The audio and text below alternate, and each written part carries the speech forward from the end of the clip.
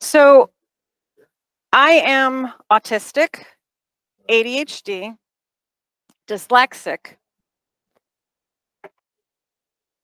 dyscalculic, and dyspraxic. A couple of those you might not have ever heard of. I learned that I was dyslexic when I was 15. And what they told me to do was put my finger under the words, which did help.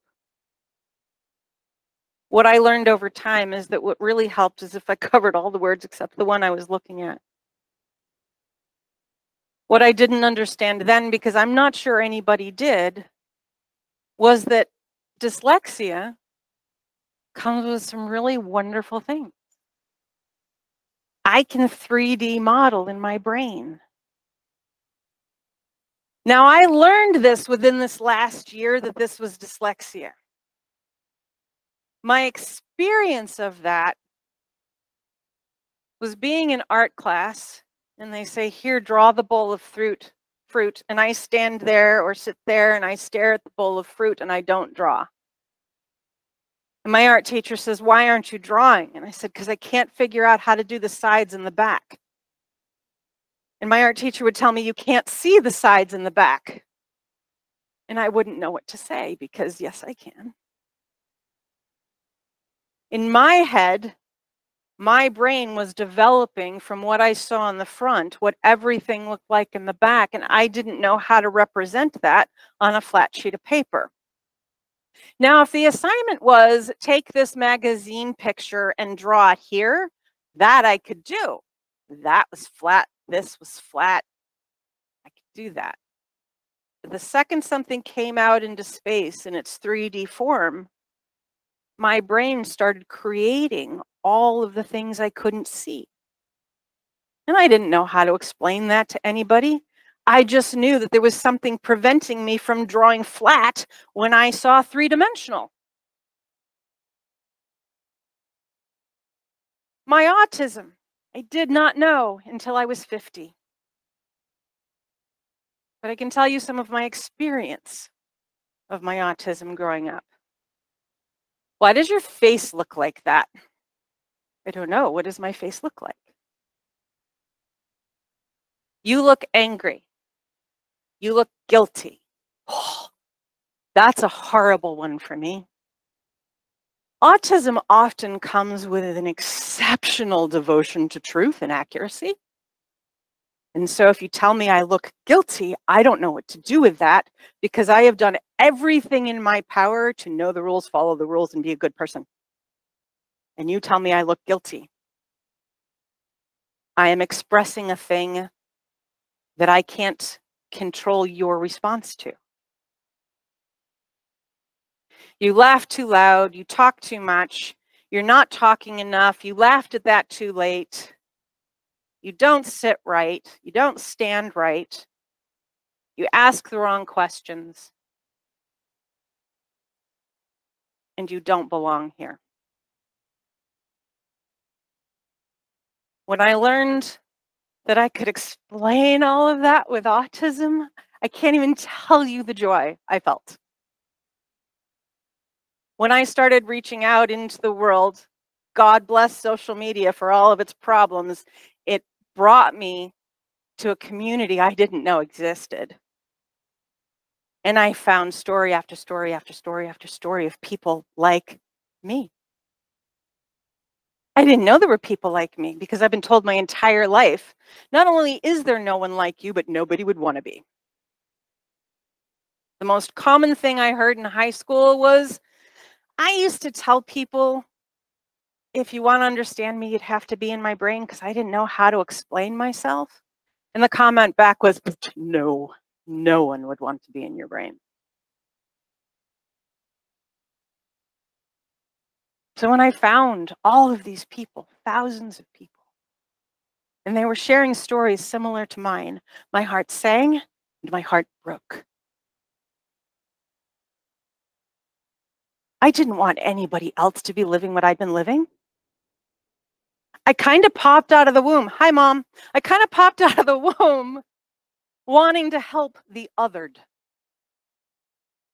I have stories from preschool where the preschool teacher would send me to take care of the children who didn't want to participate. I was identified from 4 and 5 years old as the kid who would take on the troubled, the difficult, and the antisocial. And I would often help those children, same age as me, find their strength, find their voice, and they would go be with everyone else, and I would be behind. Whatever I could do for others, I couldn't figure out how to do for myself. And that persists to this day.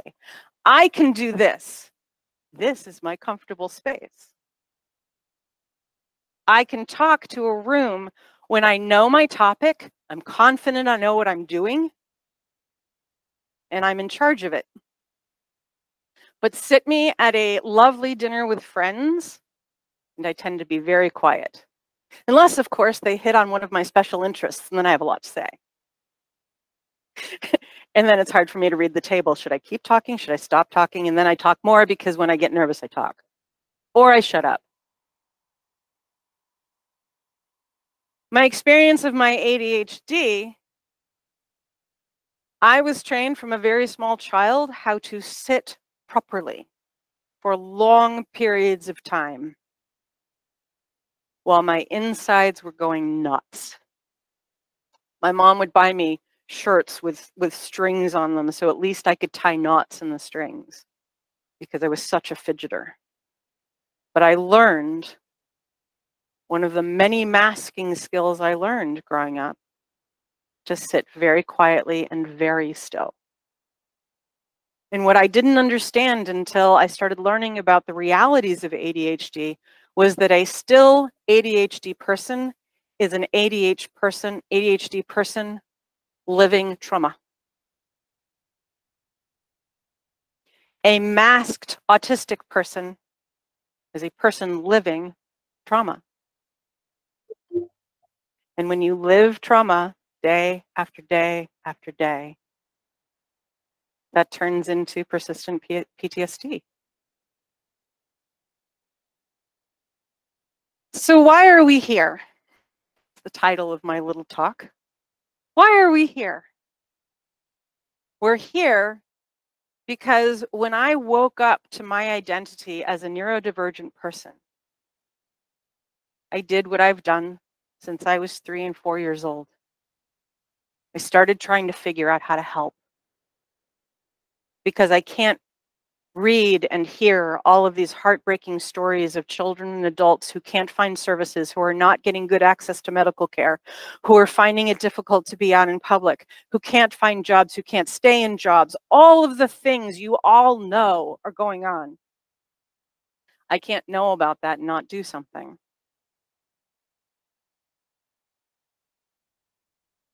You're going to hear differing perspectives today.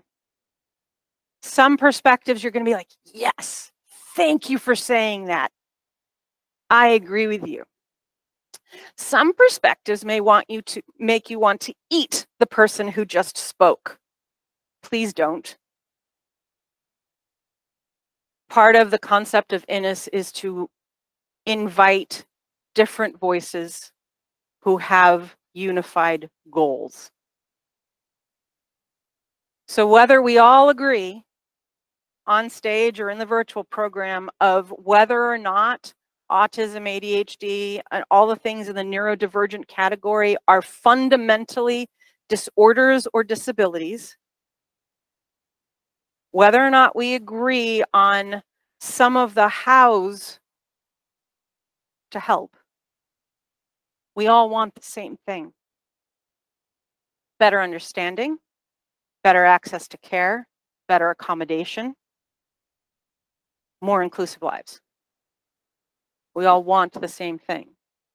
And if we can open-mindedly, compassionately listen to one another, even if we have polar opposite ideas, we might find a way to work together. And that's the only way things get better. If our community cannot find ways to work together, things won't change.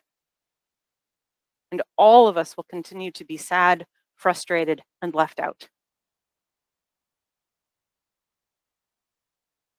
So I'm asking today, bring your most open heart, bring your most open mind, share your stories with others.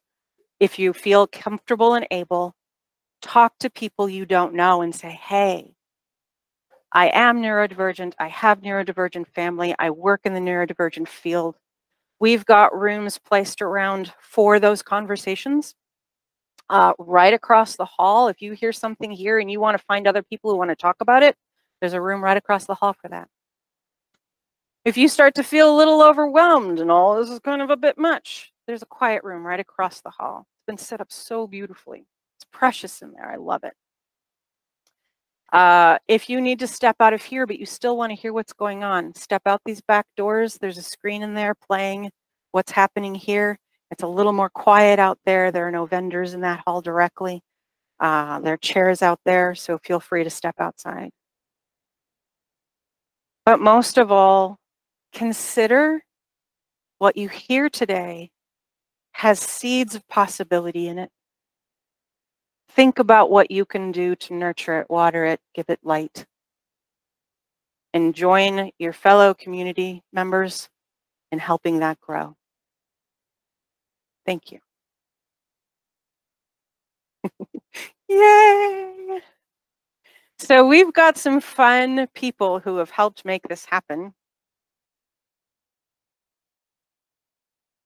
And I'm going to turn the microphone over to Allison Aylesworth, who it's already on, who is representing our venue sponsor. Okay, I ran out of words. You talk now. Good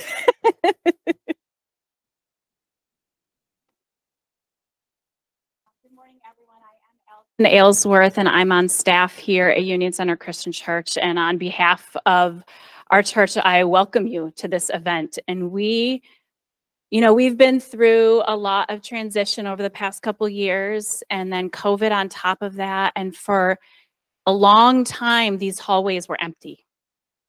And we kept asking each other, what are we going to do with this space? We want to use our space.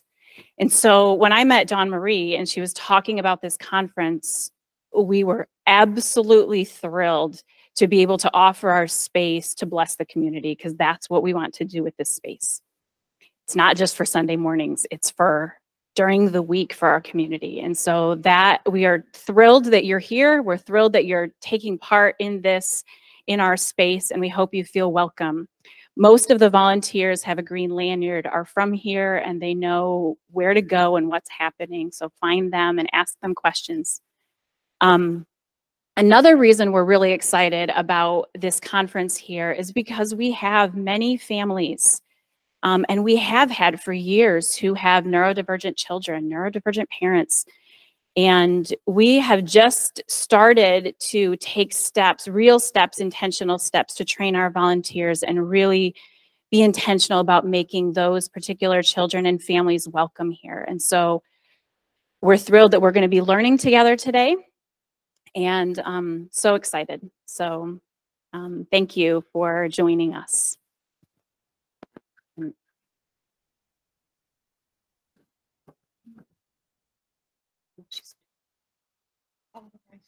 Right.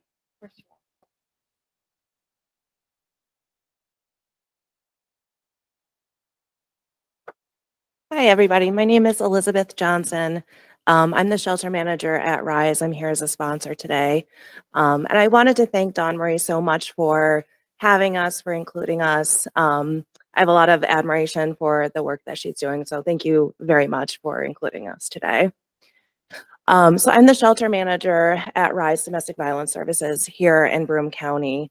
We serve all victims or survivors of domestic violence. As an agency, we feel very strongly about serving all survivors, no matter what community they're from. As a shelter manager, I feel very strongly that all survivors should be comfortable in our shelter, no matter their background. So it's very important to be as inclusive as we can be.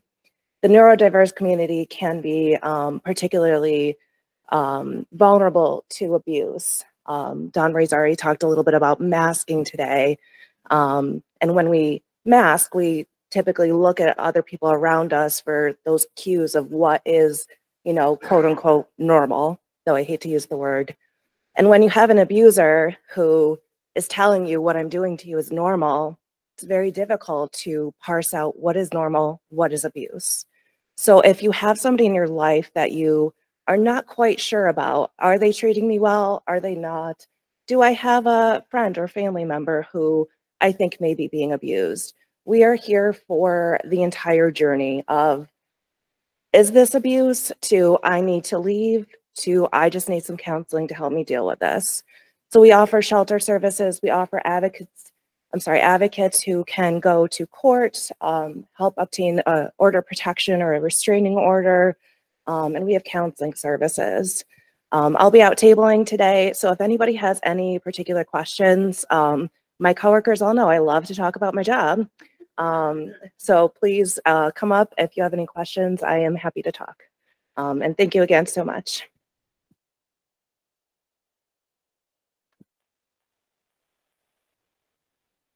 Thank you so much. I'm going to just use this microphone so you don't have to turn me back on. I will quickly say thank you to both of you. I'm so grateful that RISE is here. I'd like to introduce a couple of speakers whose names have, so I refer to my brain as both monkeys and cats. My monkeys grab my thoughts and run away with them. Names are the most common mischievous thing they do. So they're going to tell you who they are. But they're here representing both ICDL, one of our major sponsors, and DIRFloortime, which I'm so excited about. Allison introduced me to the concepts in DIRFloortime. There's going to be a room all day. These folks are here all day. Please stop and talk to them. But right now they're going to say a little bit about ICDL and then tell you about DIRFloortime.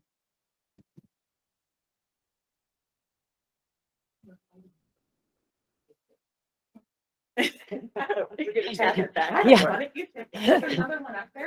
We have to go up on stage. Oh gosh. Okay. Okay. There is another mic. More than one. My husband's going to be really, he's going to be really laughing about the fact that I needed a microphone. I don't usually need a microphone when I talk. We don't usually. Ta-da! Oh, that's different. Okay. Ta-ta.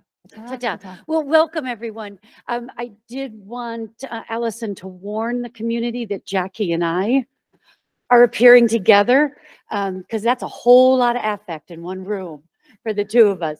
We're so thrilled to be here and to bring the wonders of DIRFloortime to everyone. I have the honor and the privilege to work for ICDL, which is the International Council for Development and Learning. It's much easier just to say I work for ICDL.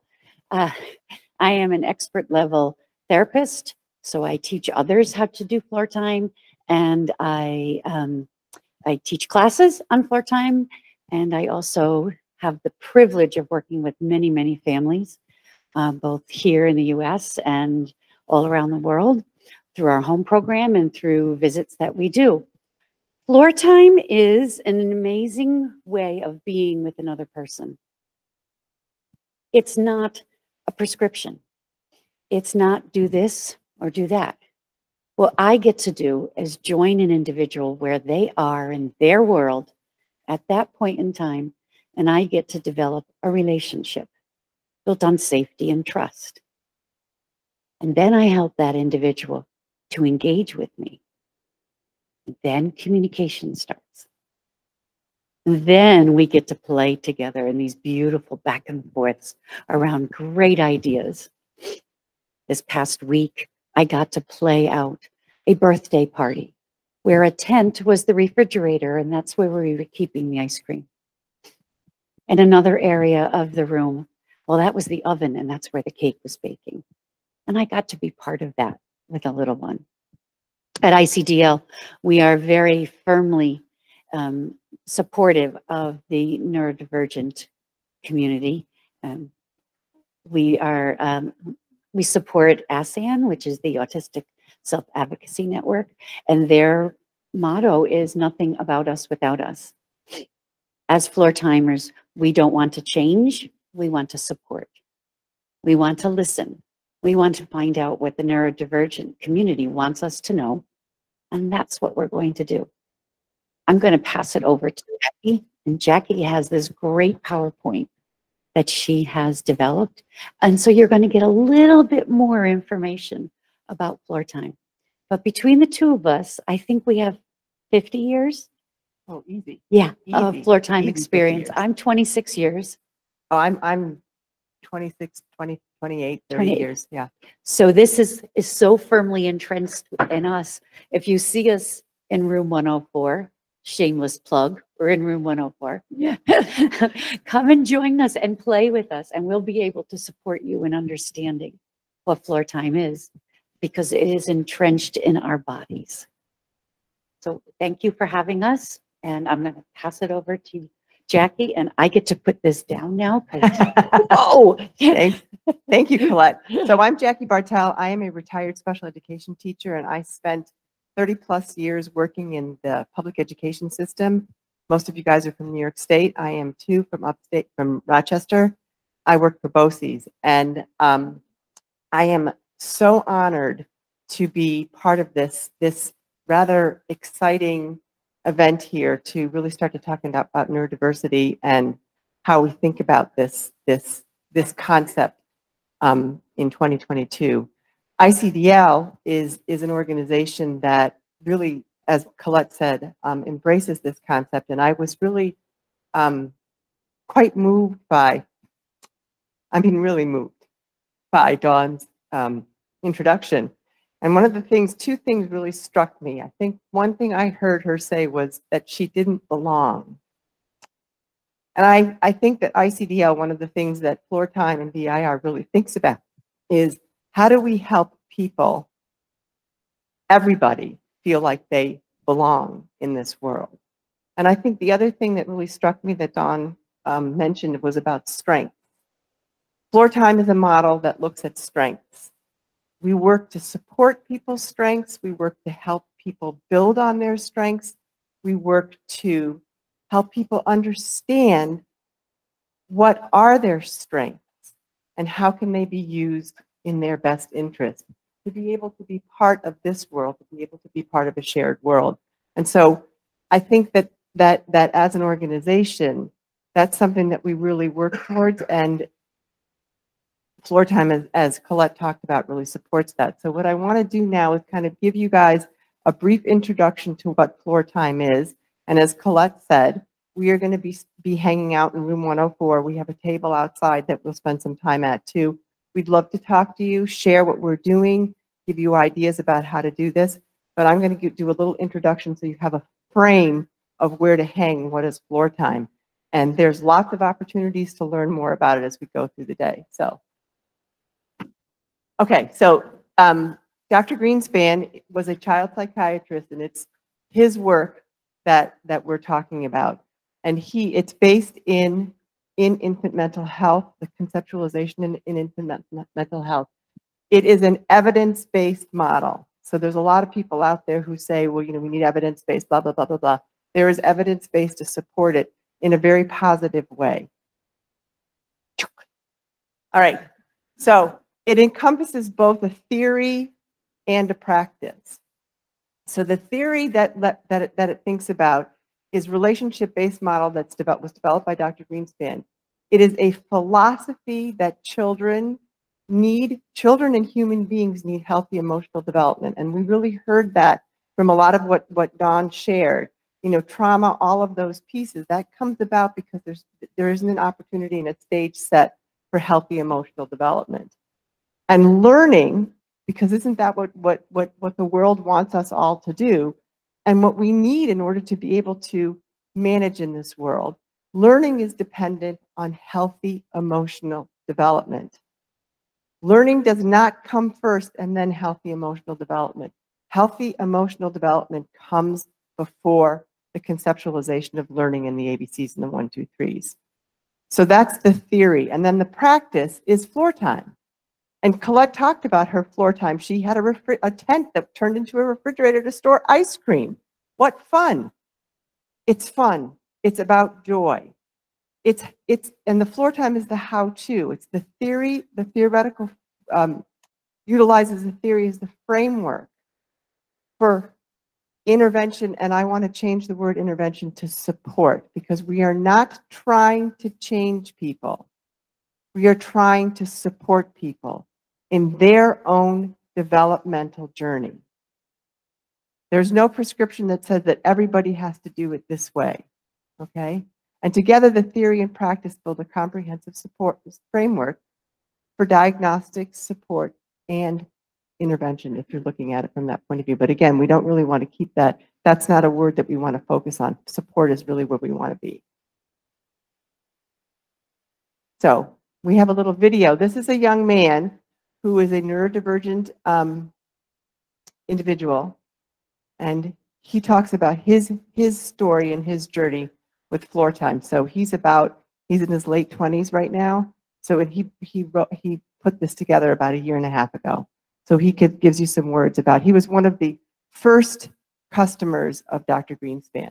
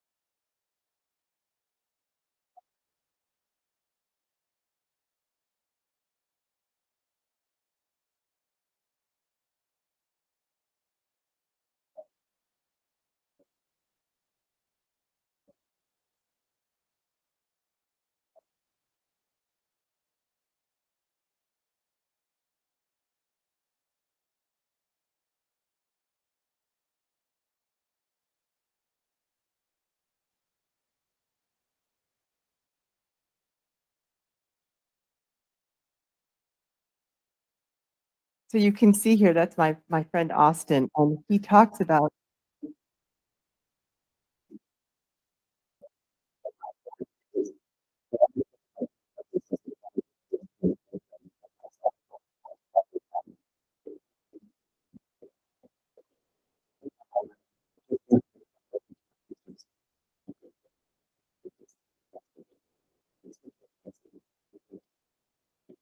and vice versa. We introduce scientific intelligence, but yet quite accepting intelligent in my feelings with people. So you can see Austin, I mean, there's not a focus on the ABCs and the 1, 2, 3s, there's a focus on his ability and his interests and what he wants and not what the parents wanted. So he was given, the floor time really gave him the opportunity to develop who he was.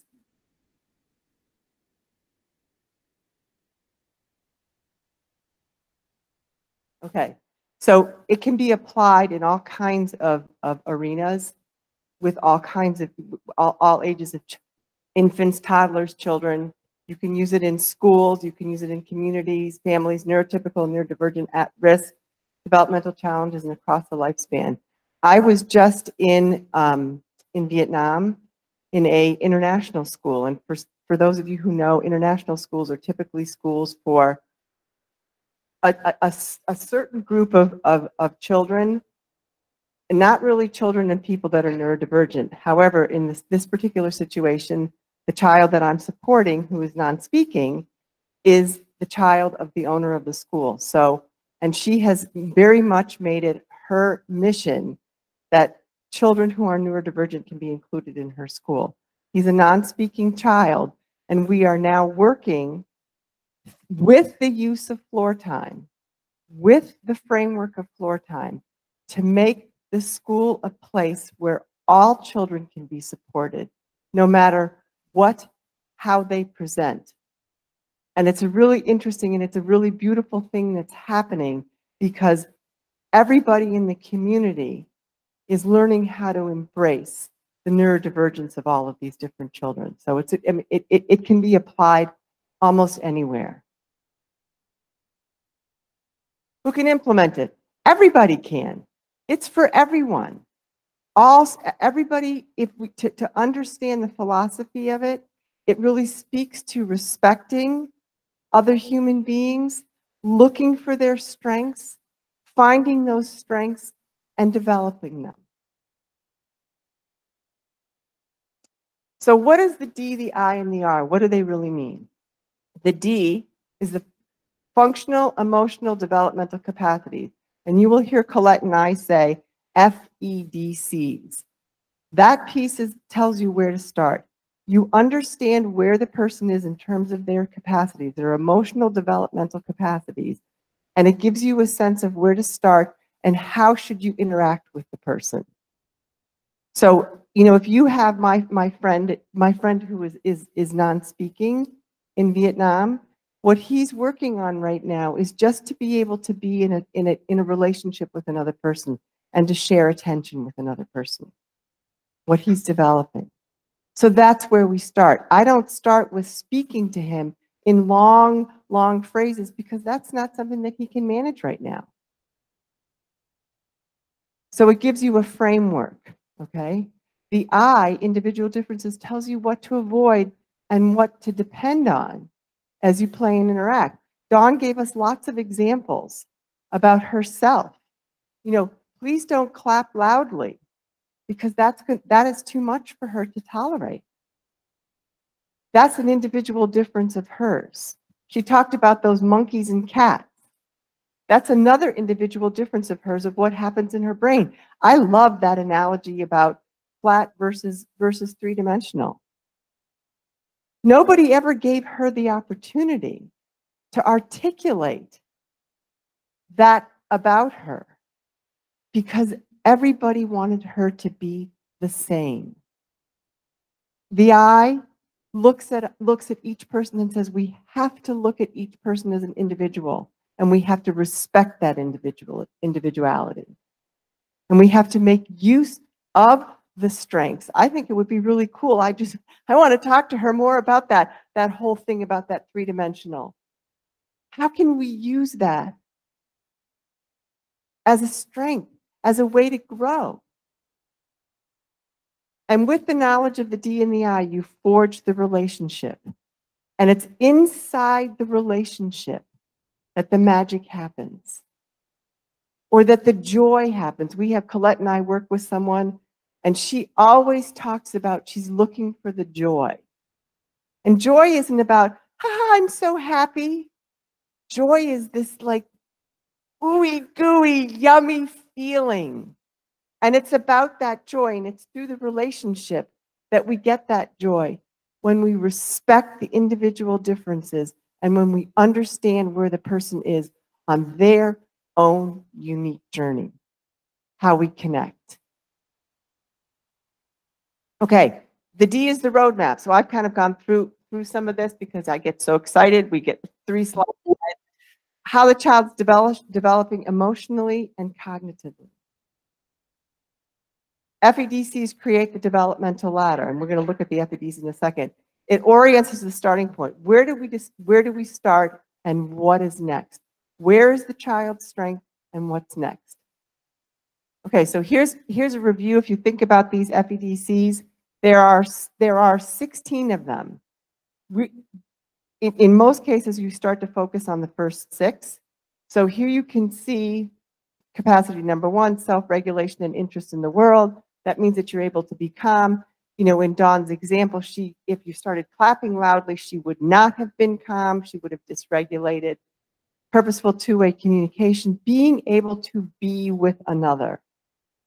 Not about any content, not about anything, just being able to be with another. And then the third capacity, two-way purposeful communication. Engaging and relating is the second capacity, excuse me. Third capacity, two-way communication, just being able to talk to each other. So I'm sitting here and I'm blah, blah, blabbing away, but I am getting all kinds of communication from Dawn and from Allison because they're the 2 people I know in the room. So they're helping me stay calm and regulated, and we're having a dialogue.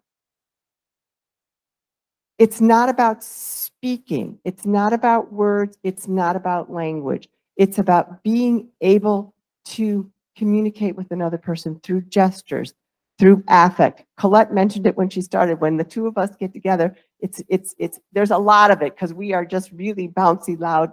La, la, la, la. We're big. So it's thinking about not talking.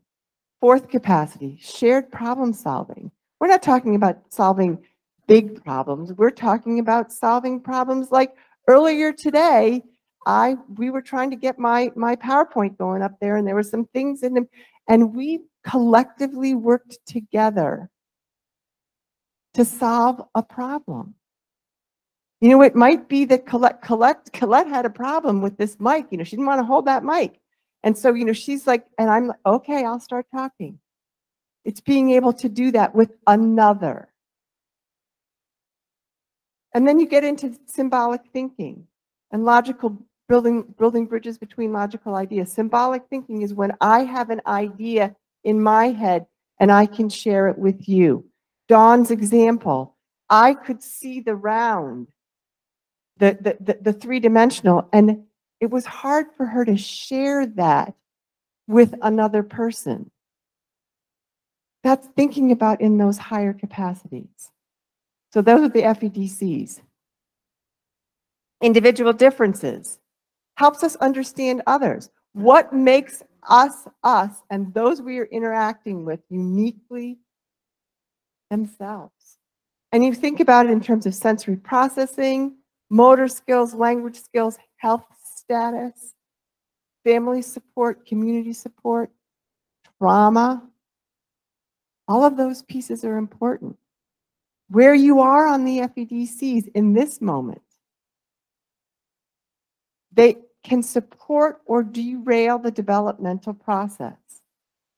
We have to think about them. They help us be intentional about tailoring our interactions to support moving through the developmental process. I saw a beautiful example, Dawn and her husband.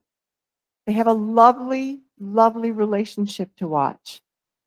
And her husband is uniquely aware of her individual differences, of overwhelming her.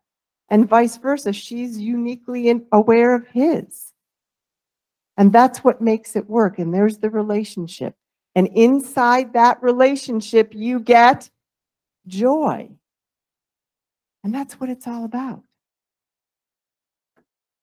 Relationships matter. Without relationships, we are islands as humans.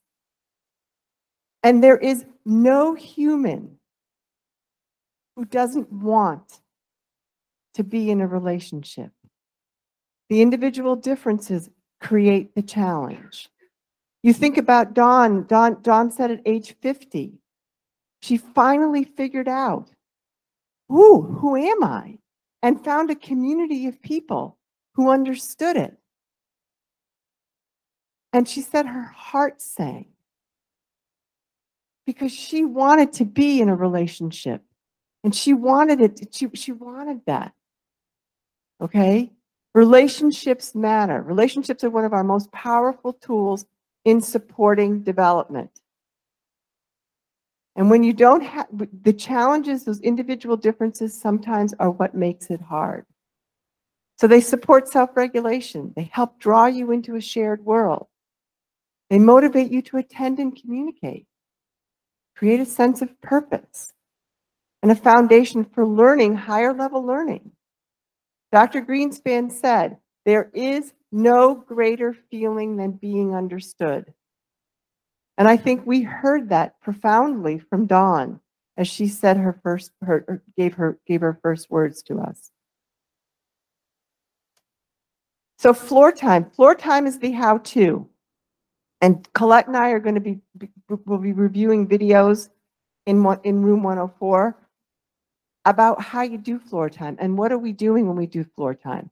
It integrates the D, the I, and the R. And it's play, but it's intentional play. It's joyful. You do it a lot, where the child is helped to understand what's the best kind of play, okay? And you follow the child's lead, the person's lead, okay? and find the just right challenge. You don't set up and say, okay, today, Colette, today we are going to play chutes and ladders. What if she doesn't, see, she doesn't like chutes and ladders, okay? We follow what is her interest, and we start with where the person is, and we grow it from there. And the goal is always to go for a continuous flow of interaction. So we're back and forth, those circles of communication. So here's a piece about a parent's journey that I want to give you a perspective on a parent. She is the mom of a little girl who is non-speaking. She's 15, and she sort of talks about the journey that they've been on and her journey with DIR and floor time. Hi, and I tell you that the DIR changed things for me and my sister. When they because she was definitely like it's a condition. And many of them had a combination of epilepsy. They told me it significantly impact the speech and motor skills. It also had like seizures. Even breathing, it was difficult to process and prognosis. It felt like complex syndrome from my body. But then later, I can figure out that what the doctor thought would happen didn't. We were able to reverse those things to the past. Have the world feel that they did not believe she could do. We have to flip the script. And we took a different path into the place. We got there. It might be the thing that they have spoken. I think justice day and justice making is the day she was born. The end of family. So the way that these moms and medical educational professionals have been instead of concentrating on what is how we can have to. Your personal brain relationship is important. And you know the developing process. We cannot do it. Learning to relate to others and connecting to life is the greatest gift we could ever do. I will serve better on multiplication tables. Not that we can, but we know that it's important. Don't forget what you say. Children are connected and connected to other facts and details. Don't follow their people outside. But then the social support needed to wake up the people of social kinds of their brain. They're not going to go back. I'm so glad that said me because we want to. If you have or you look at me. All too often, children become you plug your break dear and start love you. I hope you feel connected with family. I'm connected to it's easier and step with the people around us for other children accepted and supported and have important to us. I know that I'll always be here for them. Dear, in the program, help and personal skills. So that you will be okay with them. Thank you. There's not much more that I can say to that, but I think the one point that I want to highlight, and I know that Dawn is going to talk. There's opportunity here in this wonderful day that's ahead of us about the medical community. I was at some of those medical appointments with this family. Yeah, yikes! Just really yikes, because there was nothing but gloom and doom, and Devin is a wonderful, warm, good friend of mine. So there is a certificate program for training, and Colette and I would be glad to talk more about that as we go forward throughout our day. So if you're interested and curious, please do come and find us. I don't know if we have time for questions, or we want to let that go and have people come and see us. Okay. So if you have questions or wonders, we are here and we are excited to get to know all of you. Thanks so much for the opportunity.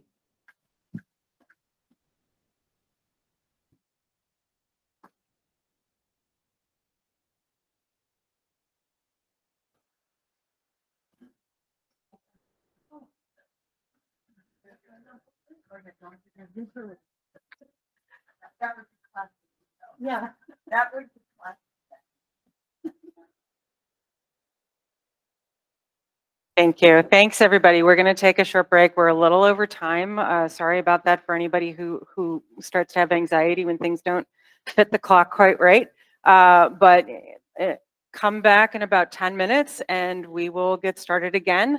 Breakout sessions are starting down the hall if you want to attend those. So thank you very, very much. All right. Hey, this is Dawn-Marie Solais with INAS 2022, and I am over the moon excited to be talking with the Moms on the Spectrum podcast ladies. We have Kelly Guthrie and Claudia Garcia with us today, and they are becoming two of my favorite people. Their podcast is amazing. Please run out there, all the places you listen to your podcast, and listen to their podcast. But they talk about their experiences as moms of wonderful neurodivergent children.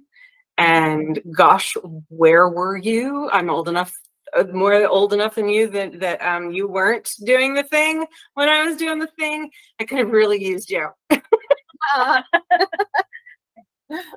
So can you please, one at a time, kind of tell us your origin story for getting together and how you created the podcast and that kind of stuff? Sure. Yeah. Take it away. Okay. Well, I think we figured it's almost 5 years ago. Both of our children are, my youngest son and Claudia's middle son were both diagnosed with autism. And in the area that we're in, really there's only one place to go for, A diagnosis. Right. Diagnosis, treatment, whatever. Mm-hmm. So we go to an orientation for what we're told is ABA therapy. And do you remember how many people were in there? There were probably about half a dozen parents that were in the room for the orientation. Mm-hmm. We sat across from each other, sort of, and everybody did their introduction. We go through the orientation, and then we don't see each other for a couple months. Yeah. Maybe even longer, something like that. But it was like a play group, I guess, for the kids, a social group for the kids to get together. And it was funny. We just kind of walked in, right? And the kids, right, the therapists for the kids wanted us to meet. They said, "Oh, there's this family that we think you would be really, good with," and so they tried to put us together and introduce our kids. And of course, our kids take one look at each other and go, "Pew!" Yeah. But we kind of stuck together. Right. And then we kind of remembered that we had been at the same orientation. We ended up getting into the same, what do we call it? It's like an ABA therapy. I can't even think of the word, a group, I guess. Yeah, just kind of social group. So we kind of took it from there. We got together on our own outside of the group, and we just hit it off. We have a lot of similarities. We found out our husbands had known each other for years before. Yeah. So it was this weird sort of and kismet moment, like we were supposed to meet. So and we say the best thing about that whole experience was that we found each other, because we've really been super helpful to each other. Yeah. Well, I think the thing that I think is really funny when we talk about, this group experience that we were in together, we were really apprehensive to talk about the negative experiences. So when we got together outside, just the four of us, we started drinking. We had a little drink and we're like, "Hey, how do you really feel about this whole thing that we're going through with the kids?" Yeah. And of course, we just you know, it was like word vomit. We just started, you know, going about all the different things that we were experiencing and just realizing that we had so much in common, and especially that we didn't care for the group that we were in. It just wasn't working for us. And so, yeah, we just, I think years later, right after the group, we have always been hanging out, just been friends.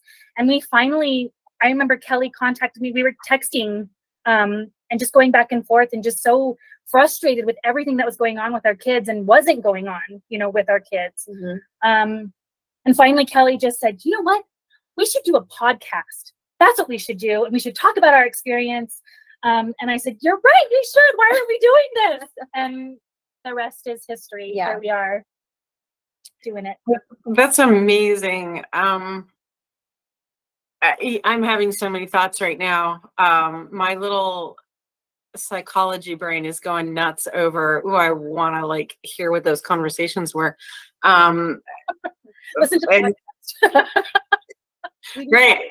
So I think one of the things that may have happened to anybody listening to this is that the second ABA got mentioned, their brains melted, because there are going to be a lot of folks watching this who are not a fan.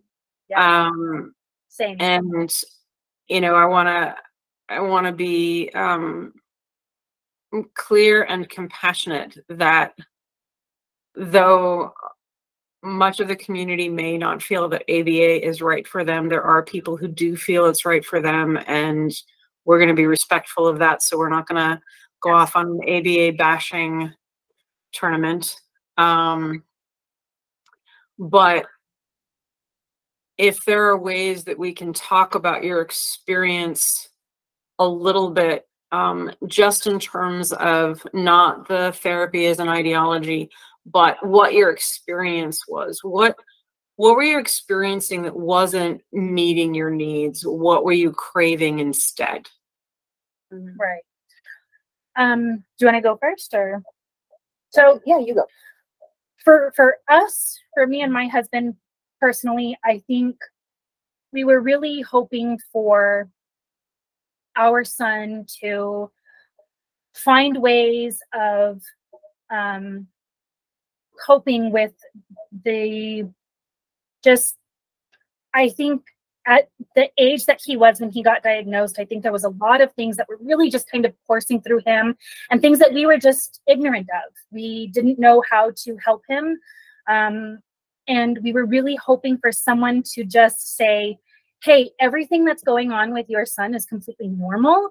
Here's, you know, what you guys, some tactics that you guys can try, some things that you know, things that you can help him with, or things that just really aren't a big deal. I know that you're frustrated with it, but really it's not a big deal. That's what we were hoping for. Instead, we found that I'm trying to be as respectful as I can. We found that the therapists, and I use quotations because come to find out that here in the area that we are in, the people that they employ at this agency do not need to have any kind of certification or education, knowledge. They basically take them off the street. I hate to use that term, but really that's what they're doing. And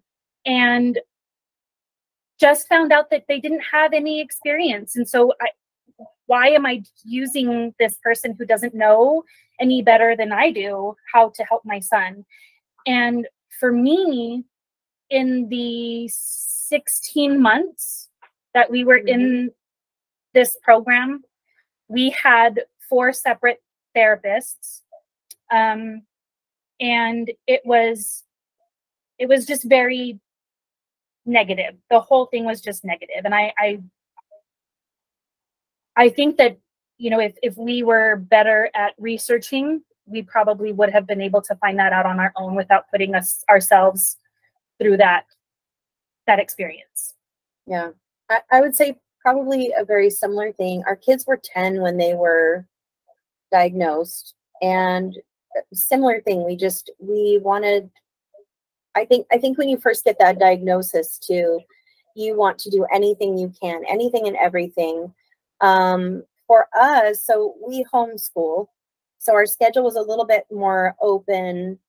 And, you know, I know for Claudia and Orlando, it was, you know, you get home from school and work and the therapy starts, it's 3 hours. We did 3 hours Monday through Friday, and our therapist would come at 8 in the morning until 11.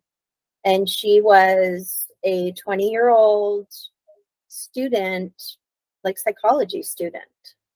I think what was happening too, my kid for sure was going through puberty, like pre-teen.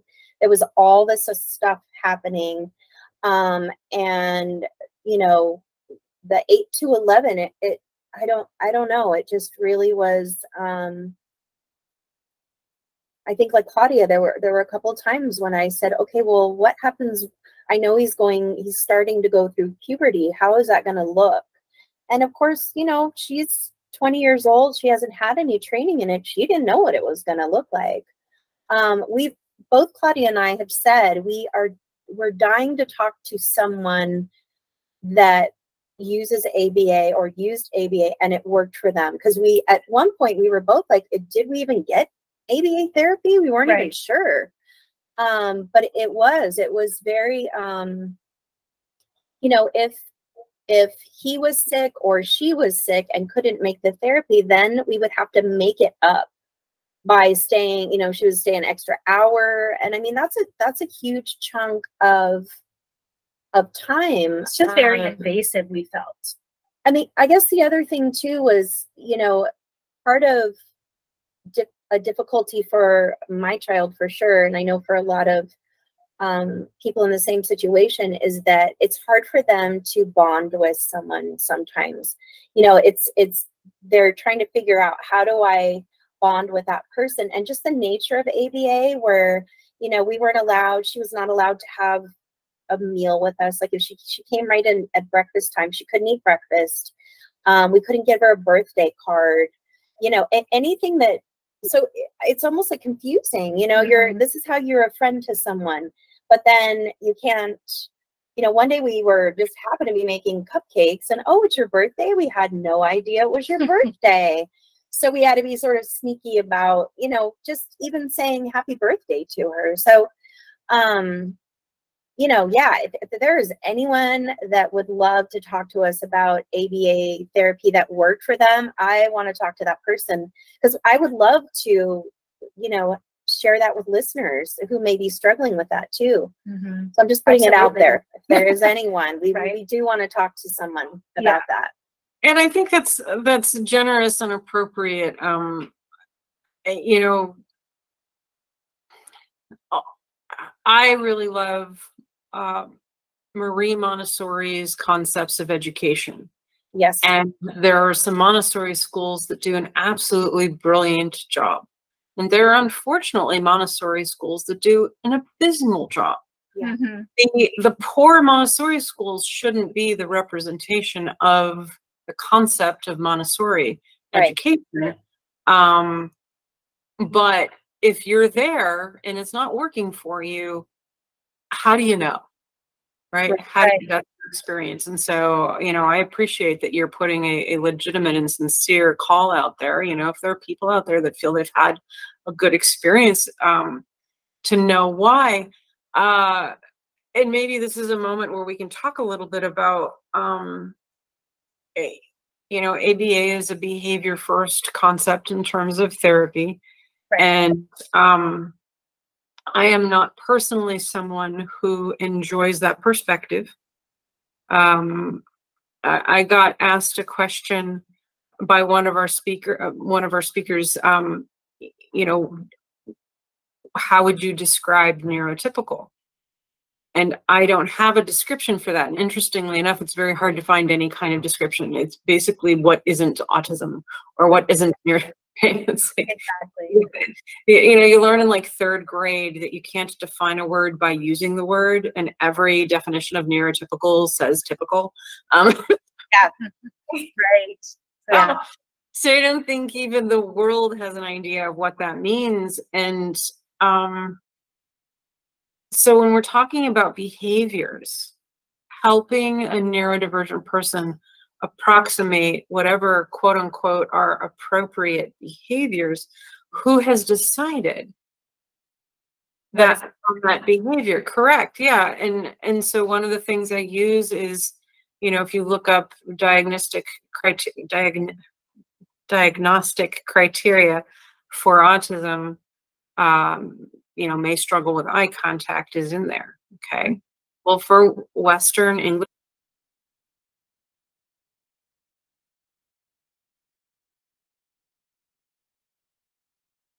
I don't hear me yet. There we go. Now I hear me. Hi, everybody. Welcome back. Welcome back, folks online. We had a really wonderful start to the morning, and we're going to keep going now.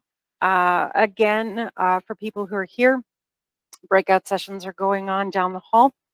But we have some really special guests right now, Debbie and Kellen Orlando. I'm going to let them tell you about themselves more, but I got an email from one of the volunteers that said, I saw a thing on the news. I think it has something to do with what you're doing. And I ran out and I found their clip, and I was so moved and so inspired by the work that you are both doing that I reached out, and they were gracious enough to be willing to be here and share their journey with Tourette's. So thank you both. And you've got, you know, the microphones you're using? Okay, very good.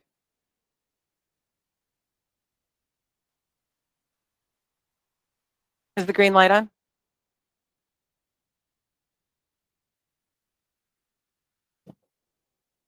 Yeah. Okay, there it is. All right. Thank you so much, everybody, for being here. We're very excited and we're grateful to have the opportunity to speak to everyone here as well as our virtual audience today. My name is Debbie, and I'm here with my son, Kellen, and we are here to talk a little bit about, very briefly, going into Tourette syndrome. We could talk on and on about it. We're happy to do so later if you have more questions. And we're also going to be talking about Kellen's advocacy efforts and why that is so important to us. I'm going to get my hands mixed up here.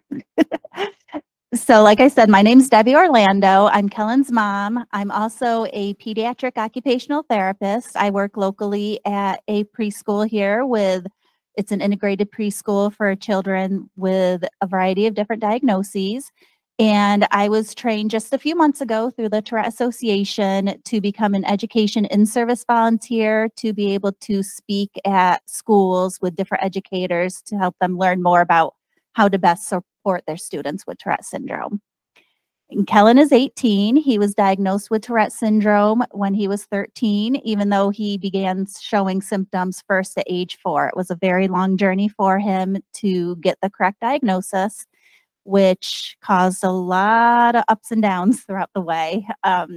We'll talk a little bit more about how getting his diagnosis opened up a lot of doors for him. And he was trained as a youth ambassador through the Tourette Association in March 2020. We were lucky enough to be able to go down to Washington, D.C. and get trained. It was, I think, a week before the world shut down with COVID. So we were very lucky to make it down there. And as a youth ambassador, he's been trained to go into schools and talk to students about what it's like to have Tourette syndrome to help increase their understanding and acceptance of peers that may be in their classroom or in their grade that do have tics or have Tourette syndrome, so that they can better accept them and learn to ignore the tics. And it's been shown to help to reduce a lot of the bullying and teasing that students go through. So Kellen's going to go a little bit into what Tourette syndrome is, talk about the diagnosis and the tics and the comorbidities that often go along with it.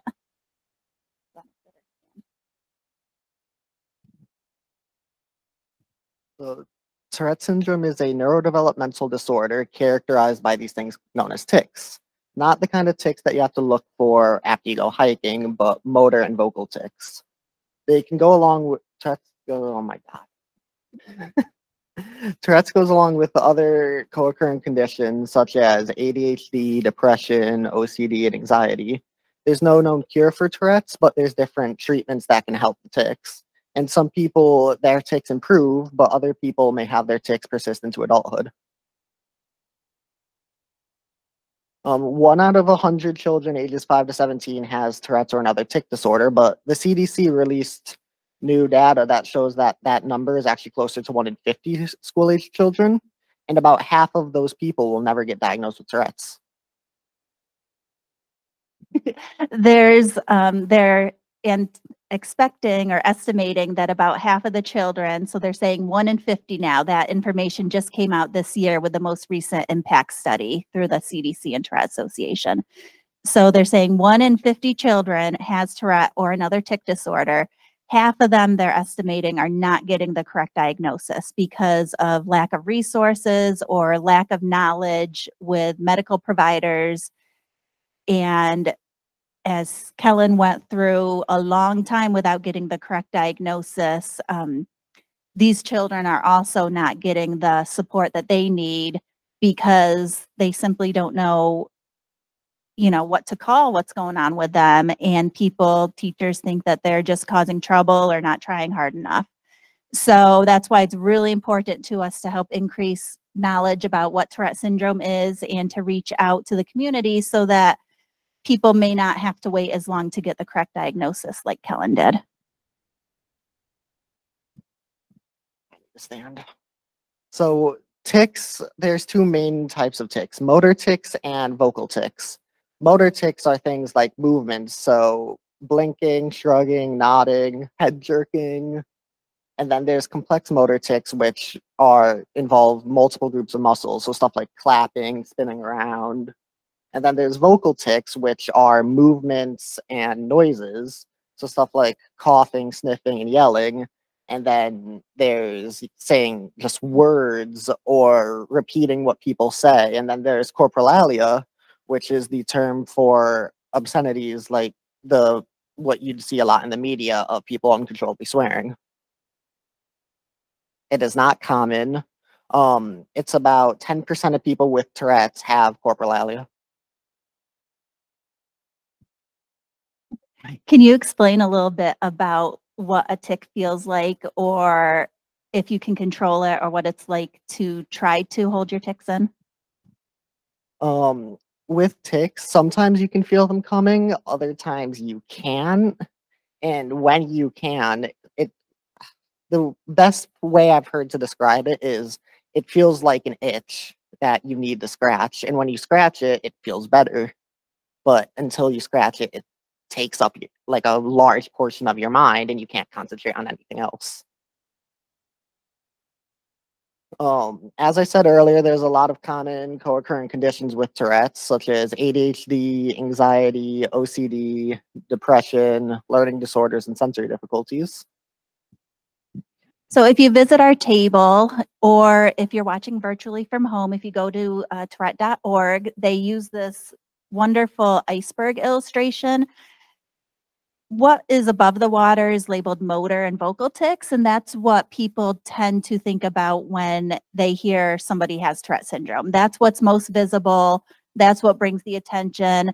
That's what media tends to focus on and portray because they might find it comical or turn it into a joke. Underneath the water, there's all these other things that can go along with Tourette syndrome. Approximately 80% of people with Tourette syndrome experience at least one comorbidity. And a lot of times it's the comorbidities that can cause more stress to the person than the tics themselves. So we do have a tic simulation exercise. It's difficult to do it right now with the setup we're in, but it can be very eye-opening and leave a big impact on people to understand very briefly for a short time what it's like to have tics. So if you're interested, please stop by our table anytime. We'll be here all afternoon. It only takes a minute or two. It's a short little easy exercise, and we'll walk you through what it's like just to have 1 or 2 tics to complete a simple exercise. It tends to open up a lot of good discussion and help you have empathy for what people are going through when they have tics, multiple tics, throughout the day that they can't just get rid of when they're done with the exercise.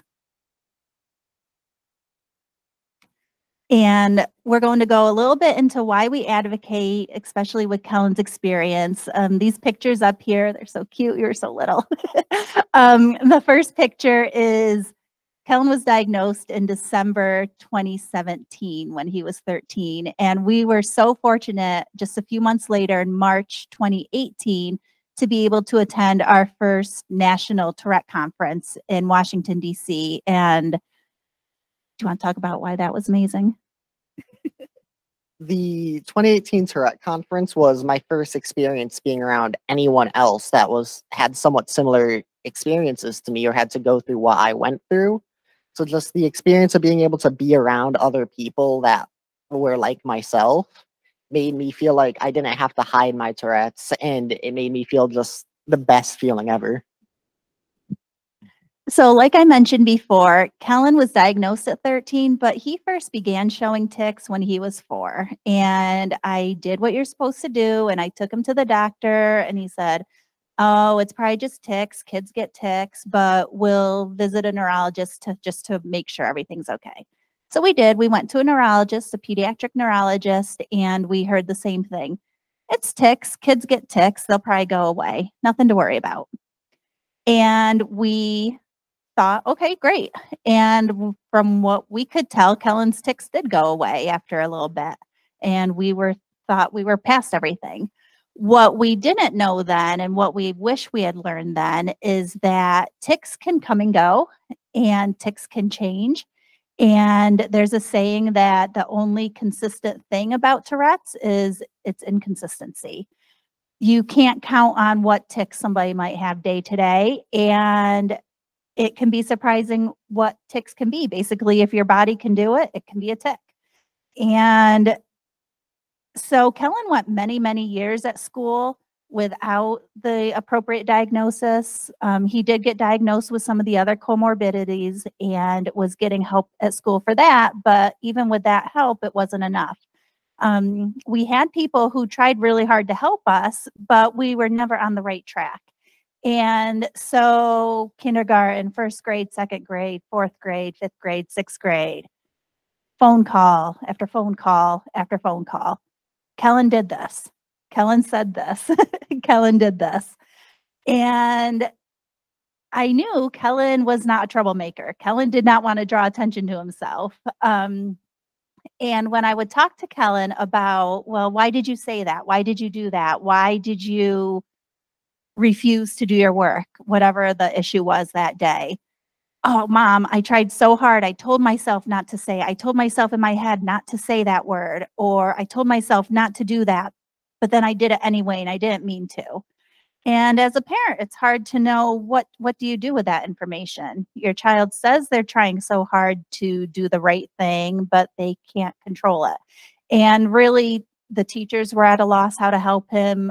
We were at a loss how to best support him, and he just kept getting in trouble, despite teachers' best efforts to try to support him. Do you have anything to say about that? Trying to get through school without a reason as to why I did what I did or why I was the way I was one of the hardest experiences of my life. Yeah. It was very difficult for kids not to understand why Kellen acted a certain way, or, why are you doing that? Why are you being weird? Sorry, I just called you weird in front of everyone. So anyway, we'll skip ahead to happier times. When Kellen was about 13, he started showing what became more obvious tics with the blinking and some head jerking. And we're like, okay, we got to go revisit this neurologist. So we went to a neurologist that was associated as a Tourette Association Center of Excellence. These people knew Tourette's, they knew tics.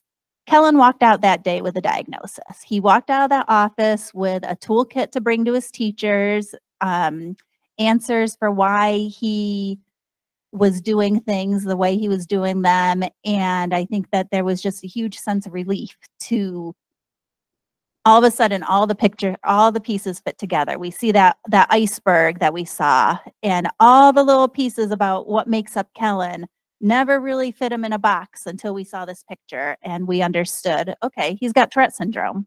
Now we know what to do. We know what to call it. We can get resources now. And he was able to go to school and get a 504 plan to add in support for his Tourette syndrome. We were able to have somebody from our local chapter of the Tourette Association come to his school and meet with his teachers and give input to help form his 504 plan. And Kellen stopped getting in trouble at school. I didn't get phone calls about Kellen's behavior anymore, or Kellen did this or Kellen did that.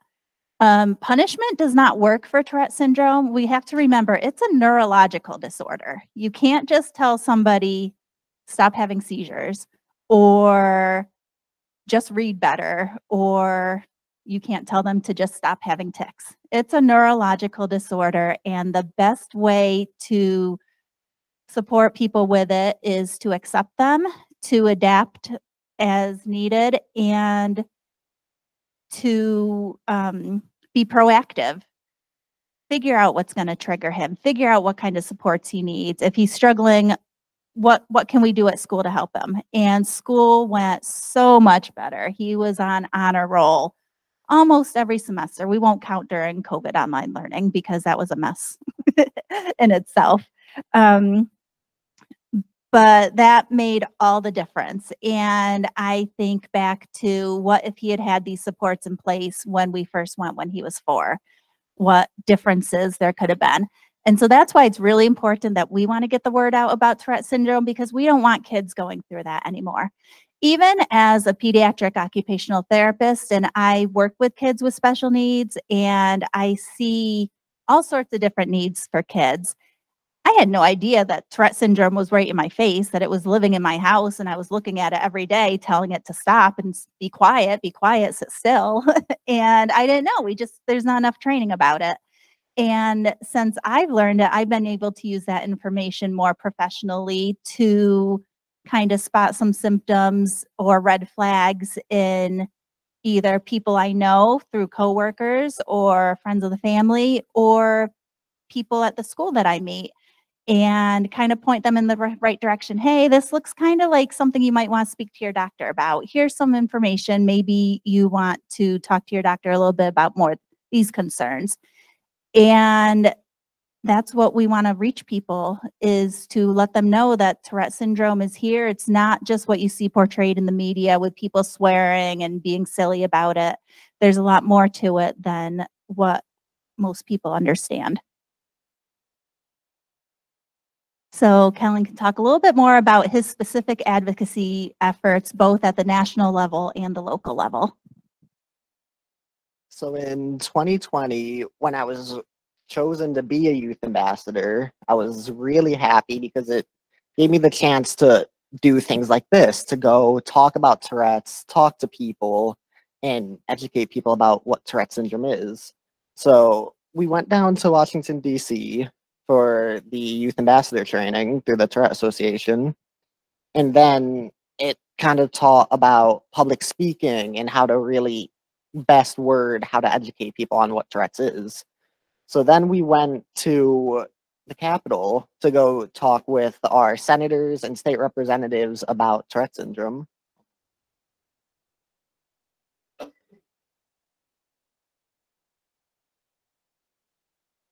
So right after the 2020 Advocacy Day, which is the first Wednesday in March, everything shut down because of COVID.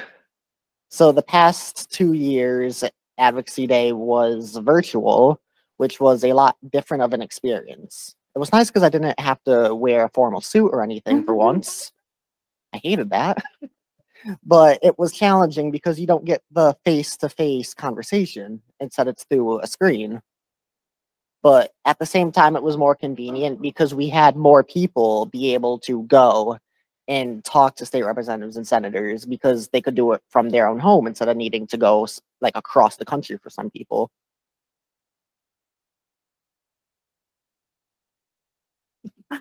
So here's just a few pictures from Kellen's first advocacy day on Capitol Hill. There's a group picture of all of us that were involved with Advocacy Day with our Tourette Association banner there in front of the steps of Capitol Hill. And then the bottom left picture is Kellen with a group of other New York teens and young adults who have been trained as a youth ambassador. I believe that was in Senator Gillibrand's office. And the upper right picture is Kellen and some other young men meeting with our House Representative, Representative Brindisi, and talking about sharing their stories. And then the other picture is Kellen outside of Senator Schumer's office. The picture on the right, I know it's really hard for everybody to see, but that kind of runs through what we're asking for and what we're doing on Advocacy Day. The big thing is asking for funding. We need money for the CDC. The CDC partners with the Tourette Association to provide all the resources we've got out at our table. They help to provide the training for the Youth Ambassador Program, training for in-services, training for medical professionals, and research. Research is so important. As we mentioned, it was thought up until recently that it was 1 in 100 children having a tic disorder, and it's now been shown it's actually 1 in 50, which is a huge difference. So we need to continue that research.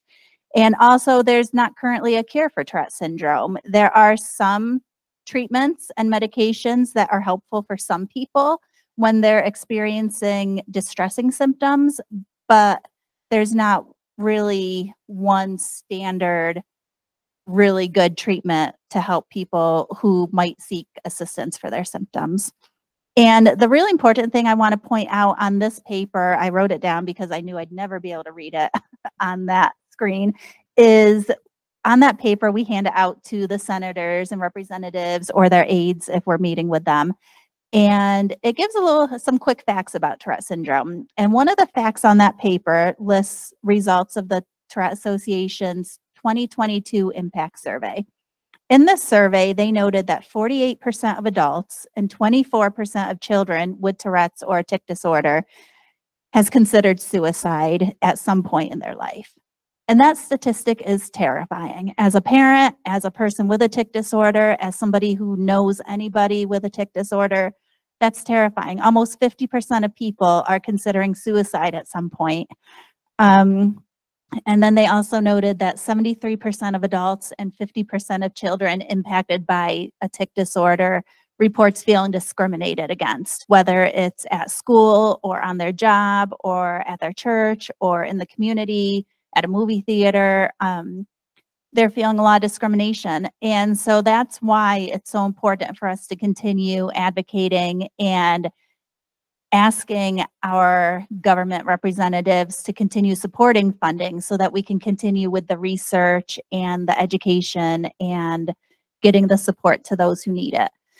We did mention that Kellen has been trained to do a youth ambassador program, and I've been trained to do an educator in service. Those presentations go a lot more in depth than what we're giving today. We're just talking more about very basic about Tourette syndrome and our own personal experiences with Advocacy Day.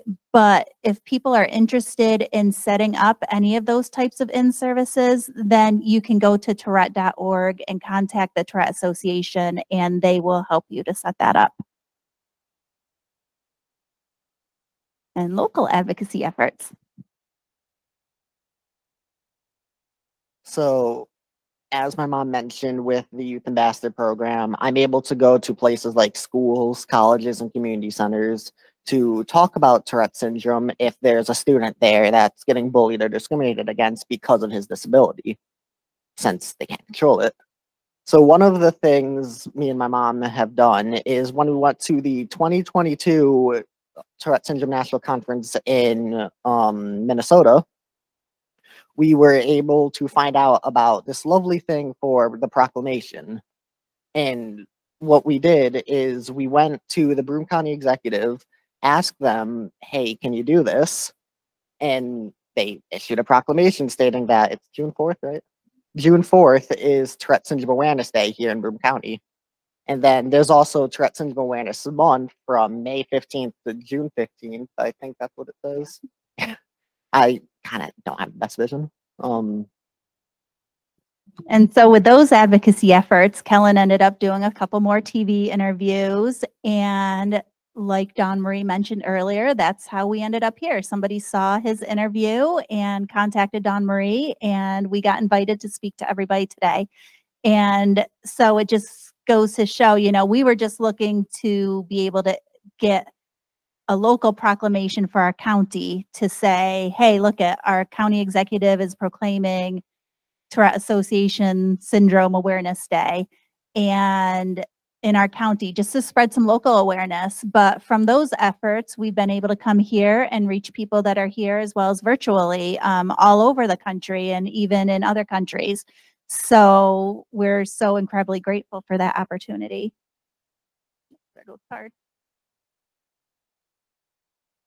So like I mentioned before, the Tourette Association of America has been a huge resource for us personally, and that is a way that you can get your own information to set up in-services or peer in-services or just learn more about in general what Tourette syndrome is.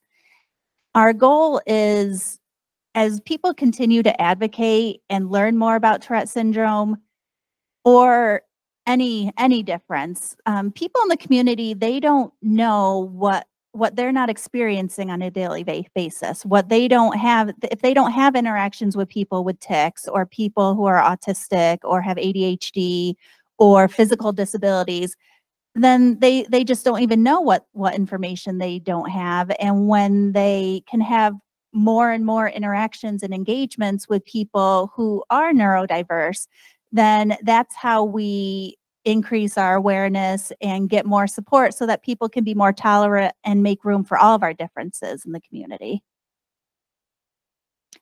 Now we'd like to open it up if anybody has any questions. If you're not comfortable asking questions or you think of something later, then we will be at our table all afternoon and we're more than happy to get in touch.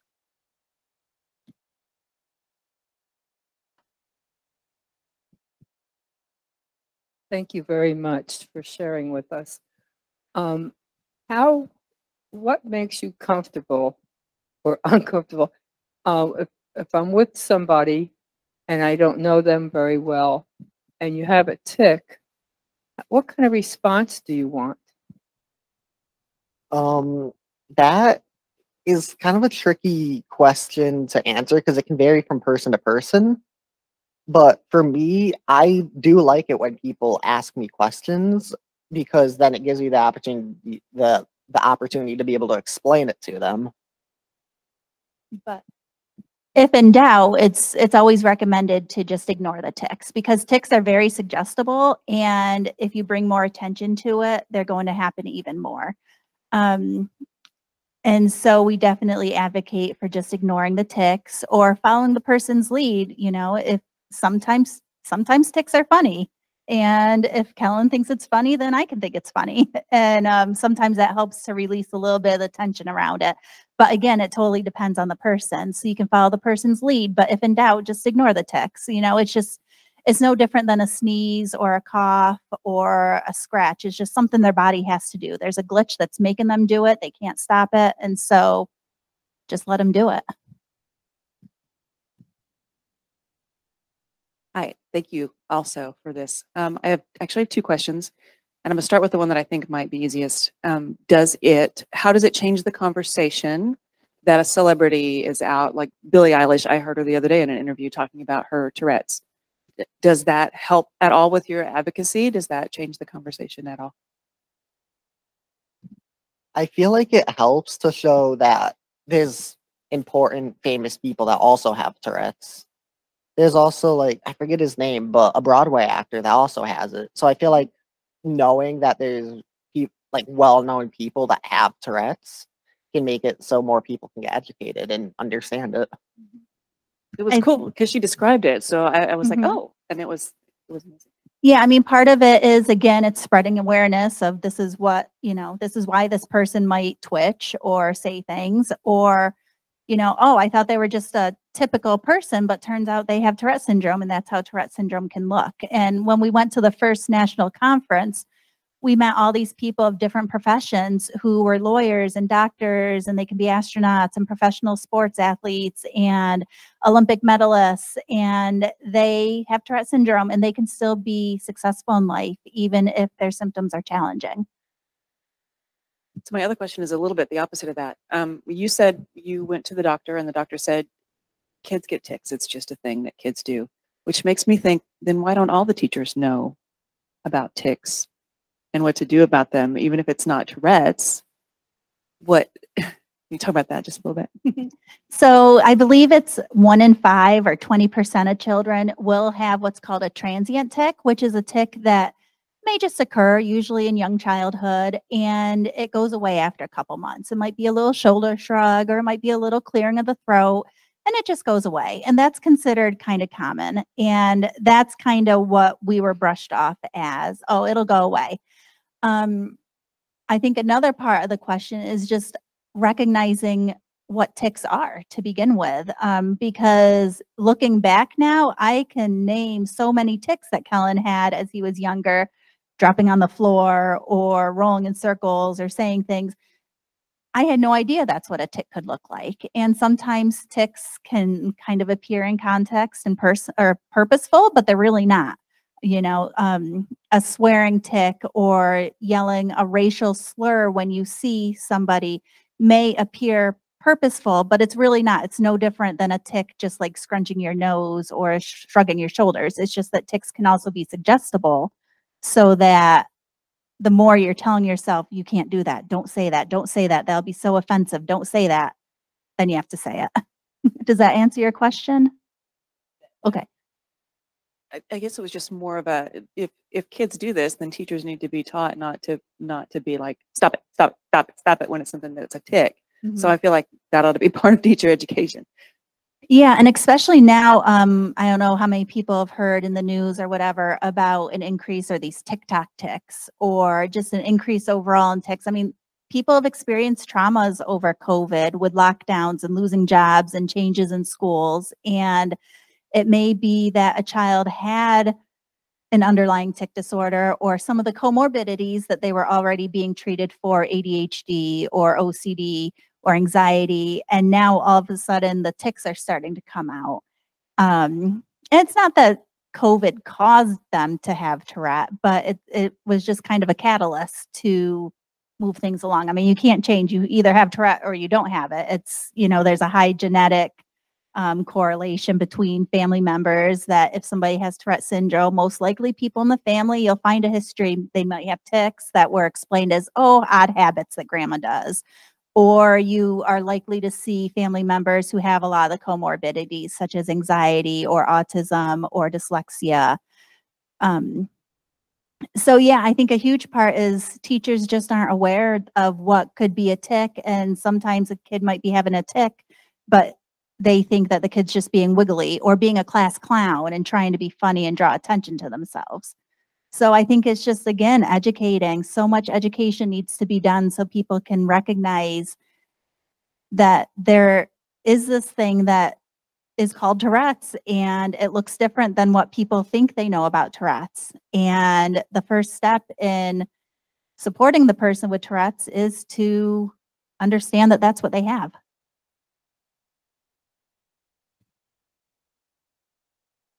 Hi. I was curious what is the process of getting diagnosed?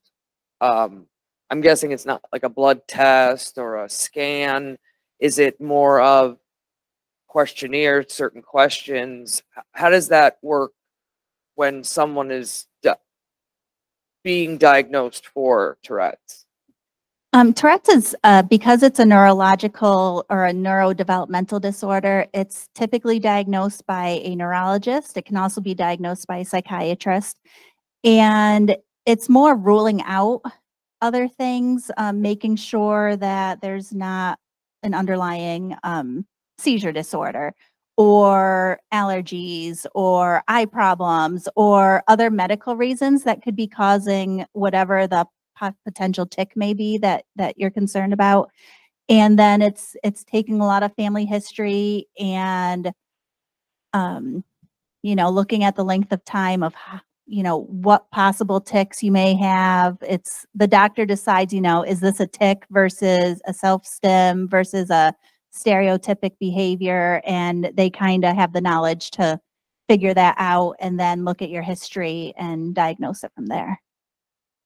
Okay, so yeah, I guess my question was, there's no test or medical, physical way of, it's mostly information. Yeah. Okay, thank you.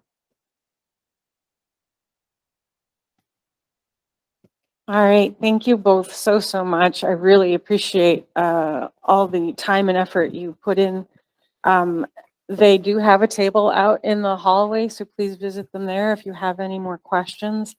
We are going to take a short break, and if you want to be here for the parenting panel, please be back a little bit before 11 o'clock, and we'll kick things off then. Thank you so much, everybody.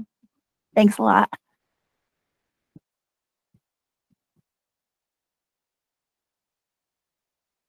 All right. Difficulties that she's having, you know, the physical therapy, because she's constantly walking on her toes. You know, we're trying so many different things, you know, where with my two sons, my oldest son, he does identify, but he hasn't been diagnosed. My middle son, though, so he has been. Now with them, it was very behavior specific for me, because I think I was stuck in that parent mode, like everything has to be perfect. Why are my children acting like this? Why am I doing that? And I have worked so unbelievably hard to step away from that, you know, to let my children, and I'm seeing that with my daughter, to let my children be who they are going to be without my constant, you know, my neuroses on them. Right. So I've been trying really hard to step away from that and let them be and let them flourish and just enjoy being children, period. So it's a minefield. I mean, I know, you know, and I think that's one of the things with the podcast that we wanted to do was, you know, we both remembered how we felt. And I mean, I basically turned to anyone that I knew.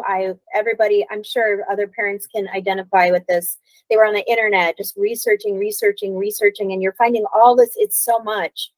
And so, you know, we said it would have been nice to have another parent or parents tell us, well, this was our experience. It may not be yours, but, you know, some things to think about and realize that, again, they're, you know, like you said, we're all human. And I think one of the things that basically came out of it was looking at our kids and saying, you are an amazing human being. Right. Like, you know, I think we were focused so much on helping them and what's not working and what's going wrong that I think we finally just, I mean, I feel like I want to cry every time I think about this, but it's like, you know, you're an amazing human being, and look at all the things that you do that are like nobody else, you know. And I think just helping parents understand that they're not the only ones, and it's okay to have days where you're, you know, crying your eyes out, and other days when you just want to just hug them, so, you know, like squeeze them, right, because they're amazing, right. And yeah, I think it can just be very isolating too. I mean, I think we feel so fortunate that we found each other, because I love, you know, my friends and family, but I have nobody else that knows exactly what I'm going through. And I mean, all the time we'll make a plan, and then one or the other's like, well, this happened today. Yeah, so we're running late, or we're not going to be able to do this because this is happening. And there's no judgment. It's like, oh my gosh, can I help you with anything? No problem. You know. Yeah. So I think it's important for other parents to know that, you know, people are going through the same thing. Oh my, I agree. Especially because I didn't understand my own identity as a neurodivergent person, and I did not understand my children. I took on so much shame and guilt. Yes. and tried so many things to behavior manage my children. Mhm. And that's one of the reasons why I get a little skin crawly around the idea of behavioral approaches, because I know how wrong it was for my children. Yeah. Right. The more I tried to manage, insist on, create specific behaviors, the harder everything got. Yeah. Or the more defeated. I have 3 children. Mhm. You know, each one of them responded differently to my need for people to behave the way I was told they were supposed to behave. Yes. And, you know, what I've been learning in the last number of years since understanding my identity and really getting into this work and looking back on, like, my oldest refusing to sit any other way but feet tucked underneath. Mm-hmm. Yeah. And me being raised, remember that book of manners at the table, right? Me being raised with, that's not how you sit at the table. Right. Sit on your bottom. Down and right. But I was never comfortable like that. I was going out of my mind at the table because, you know, if I'm going to sit naturally, I've got to put on my knee up. Yeah. I have literally, before I got on recording with you, I have these little, like, under the desk bike pedals, and I was like slunched way down here, and my little legs are going like this, right? I'm trying to get some energy into my body, but my upper body's not having it. Yeah. The more I let myself be myself, and I look back at these tiny people who I was trying so hard to raise well. Right. Yeah. But with all the wrong information. Right. Right. Same. So I'm working on another book, and the working title right now is "I Love My Children, I Hate Being a Parent." And wow. And I think people either who are neurodivergent, because I was a neurodivergent person trying to raise other people with my sensory, 3 children who wanted physical attention, and I was sensorily overloaded. Please don't touch me. Yeah. You know, all of the things, and having adult meltdowns and not understanding what they are and feeling all the guilt and shame and all that, right? So I don't hate being a parent. I don't. But I'm so uncomfortable, sometimes extremely so, with the things that come with being, even as they are adults, right? Because stuff's extra hard for us. Stuff's extra. Right. Extra. It's like all the time. Right. It's like extra. Yes. You can be asleep and it's still extra. Yeah. Right. And you're nodding your head. So, like, you know, when you've had those experiences, you kind of know. And I am trying very hard to be the person I've always been, which is to be brave enough to be viciously criticized so that hopefully somebody else will not feel so alone. Right. So that's why that working title, that will probably make a lot of people just super squeamish, right? You let your kids be being a parent, seriously? What kind of gross human are you? It'll probably land with that title because, like you said, we've got to acknowledge that there are these gorgeous, wonderful, beautiful moments that make it all worth it. Yeah. Right. Kind of. Right. Yeah. Right? Right. I mean, yeah. And then the next moment you're like, okay, what happened there? That was a quick, like, oh, this is great. Right. You know. Yeah. Yeah. And how do you communicate to your children your extraordinary, exceptional love and awe at their beauty and intelligence and extraordinary beings when your hair is on fire and you just want everybody to please at least put a freaking toy away? Yeah. Right? Yes. Oh my God. Yes. I find one more happy bagel under your bed. I'm burning the house down. Yeah. Right? Right. Same. Yep. Same. No. And I think it's like that for so many parents that, you know, are just like, why does everyone else's kids do this? No, they don't. The other kids don't do it either. You know, we're all we're all struggling with the same thing, you know. It doesn't make you a bad parent. It doesn't make you a bad person. No, either. you're a good person. I am a good person. Claudia. We had a episode where that's what she's like, I'm a good person. I know. I try anyway. So it doesn't always happen. Yeah. But no, I get it. It's, you know, you're so focused on the things that your children, you know, are doing, I guess, quote unquote wrong. Yeah. And then they come and they hug you and they give you that little bit of love and everything's hunky dory for the next 5 minutes. And then they do something else that you're like, what are you thinking? Why did you do that? But no, I get it. Or they turn around and they just do something that's so, every now and then mine will say something that's so profound that I'm like, oh my God, like, how did you even, something I just never thought of. And he'll, you know, say something and I'm like, oh my God, like, why was I freaking out a minute ago? Look at this. Like, he's figured that out, or you know, he's made me feel better about something, or I don't know. I sometimes look at him and I'm like, you're amazing. And I don't know how that amazing made it through all this other stuff that's been going on, but it did, you know? Yeah. And then he doesn't put the dishes in the dishwasher the next moment. So it's, you know, it's like, I don't know. We don't have an answer. Yeah. And I think the same things that probably you both decided weren't working for you about a behavior first approach to your therapy, you're discovering also doesn't work in your parenting. Right. However, isn't that how we're all raised? Yeah. Behave, right? Like, we're raised with rules of personhood. Mm-hmm. And then for the autistic brain that needs things to be consistent and patterned and all of that stuff, we look at the adults and we're like, yeah, you people don't follow any of those rules. Right. Right. And my son is so good at reminding us, you know, if we give him, like, you know, you're not supposed to do that. You shouldn't do that. And he always says, why? Who says so? Who says so? Like, who made up that rule? That's a stupid rule. I don't know why we're doing that.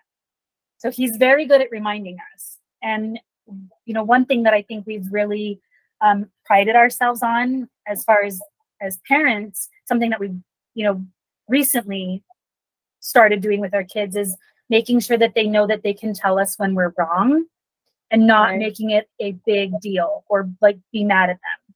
And so when my oldest will come to us and say, you know what, you guys suck right now. You guys are being really off. Like, I don't know what it is with you two and your energy and what you're doing, but I don't like what you're doing and I don't like how you're acting with us. So can you fix it? And that is extremely humbling when your spawn tells you that you're doing things wrong, you know, but you have to listen, right? You have to listen. That's just got to do it. Yeah. So how do you respond to, this is a very selfish question.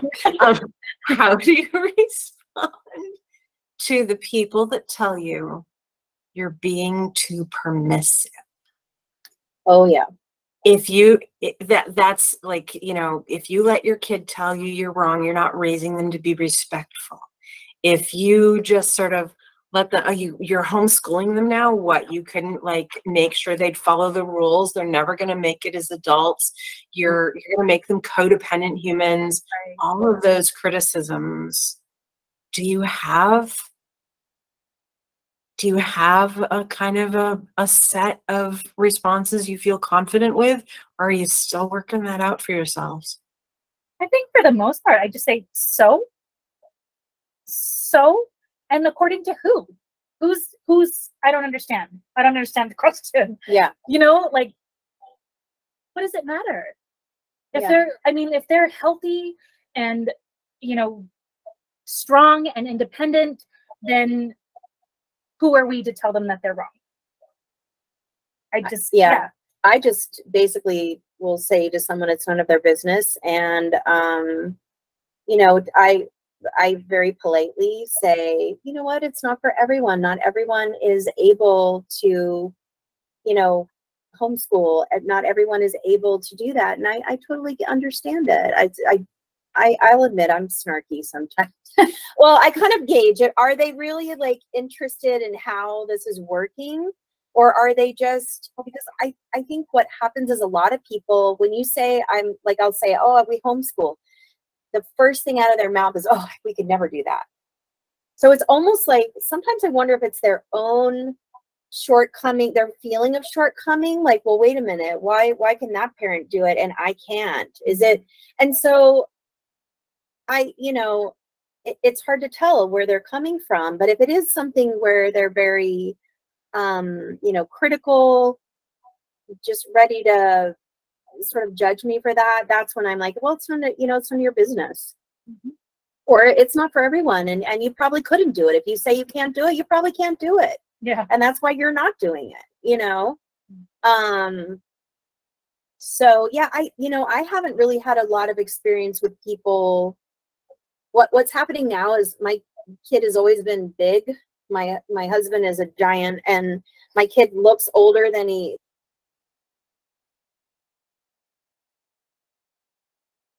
Down there. Yeah, that we're starting now. Thank you. Hi. Yay, look at these beautiful people. Yay. Hello. Hello. I see, oh, I feel like the Play Lady. Does anybody remember Marilee and the Play Lady from this area? I see a long time ago. All right, we've got Florencia, and who do we have? We're moms on the spectrum, but we're separate. We're separated. Oh, you're separate because COVID. Yeah. Thank you for being here. Okay. So it's Kelly and Claudia. Okay, good. You're there. We are. There's a screen, but I'm struggling to see. So, okay. Hi, everybody. Welcome back. Hi, people online. Thank you for joining us. This has been such an amazing day so far. We have been, I'm going to use this chair. We have been hearing incredible stories and inspiring things. And we're going to continue to do that by talking about what it is to be a parent, whether that we are neurodivergent ourselves or we have neurodivergent children. It's a journey. We have 3 amazing parents online and 3 amazing parents in the room. And so thank you, parents, for being with us, and thank you, audience. Let me start with online. We have Florencia Arden. We have Kelly Guthrie and Claudia Garcia. And here on stage with me, I don't think I have everybody's names. Latoya Price. Oh, Doris Adams. I did have your name written down. I'm so glad. And Debbie Orlando. I don't hold names in my head. You can ask me what my children's names are, and I have to think very, very hard. So getting that all together, I'm proud of myself. I got everybody. That's amazing. All right, so what we're going to do is we're going to start by letting everybody say a thing about their parenting journey. And then we're going to talk a bit, and then if you all have questions, I'll run around with a microphone and we'll ask some questions. So how about we start with our folks online? Florencia, would you like to kick us off? Hi, Chair. I am joining you from Ithaca, New York, very close, but I couldn't make it in person. A thing about my parenting. So I have 2 children. One is 16 and has an ADHD, or is an ADHDer, and my daughter is 14 and is autistic. And I guess mainly what I try to do is think of the education for when they are adults. So I saw snippets of the interview with moms on the spectrum about being too permissive, no, or letting the kid guide you too much. But that's what I expect them to do when they're adults. They need to be self-advocates for what they want to do and not let others decide. So I don't push them, to be in any club or in any activity that they don't want, for example. No? And the journey of diagnosis was, my daughter was first diagnosed at 2, then my son when he was in 4th grade, and then I was diagnosed also as an ADHDer when I was 48 2 years ago. Thank you. Yeah, thank you so much. I apologize for the tones. I don't think we have figured out how to silence the sounds that Google is making for the Google Meet. So I hope the folks in the room don't find that too distracting. Florencia, you also are working at Cornell University, and you help the neurodivergent students there. And you have a newsletter that you do for parents. Is that correct? I have a blog. I started first a blog in Spanish about my daughter, and a blog in English that is called Neuroamazing. And I speak also about my own experience and just experiences in general of people who are neurodivergent. To try to stay away from, now that my daughter is older, or my son, I don't want to be talking about them without their input, and they are not like particularly wanting to speak about their own experiences just now. So I prefer to just talk about me. But yeah, I run a programs to support neurodivergent students at Cornell. My position was created a year ago. So that's when we really started working hard on supporting students. And now we also have a community of neurodivergent employees, because it is very important to consider that everybody on campus can be neurodivergent, and we all require support. Oh, that's fantastic. Yay for all of that. Kelly and Claudia, I want you to each speak for yourselves, but I want everybody to know that Kelly and Claudia are the podcast people, Moms on the Spectrum. They do a wonderful podcast about their parenting journey. I really encourage you to look at whatever your podcast format is and see if they're there and listen to them.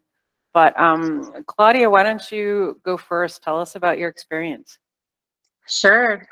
So I'm Claudia, one half of the podcasters, Moms on the Spectrum.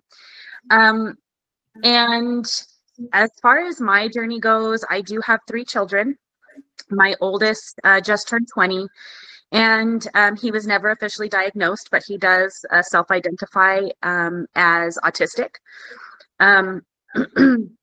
My middle son, he's 16, and he was diagnosed with autism and ADHD. And then there's also a diagnosis of an unspecified psychiatric disorder. My daughter, she's 8. We actually have an appointment in 2 weeks to go get her diagnosis, if that should happen. But it was such a journey for me personally, raising these 3 amazing individual people, and just realizing, all the different things that come along with finding out that your children are neurodivergent. You start to realize that you probably are too. It was a very difficult journey, especially when my middle son got diagnosed. I think you really have to let go of all of those expectations that you had because they're your expectations. And I think we end up as parents putting those on our children unknowingly. And that for me has just been my greatest journey so far as being a mother, is letting my children be who they are supposed to be and not who I think that they need to be. So that's been my greatest journey so far as a parent. Thank you. I really appreciate you sharing that letting our children be who they need to be. Yeah, absolutely. Okay, you are up. I'm Kelly Guthrie, and I am the other half of the podcast. We live in the southern part of New Mexico. So I would echo all of the parenting journeys so far that we've heard, as far as, you know, just letting go of those expectations of what you think and trying to parent the children we have, not the children we think we have.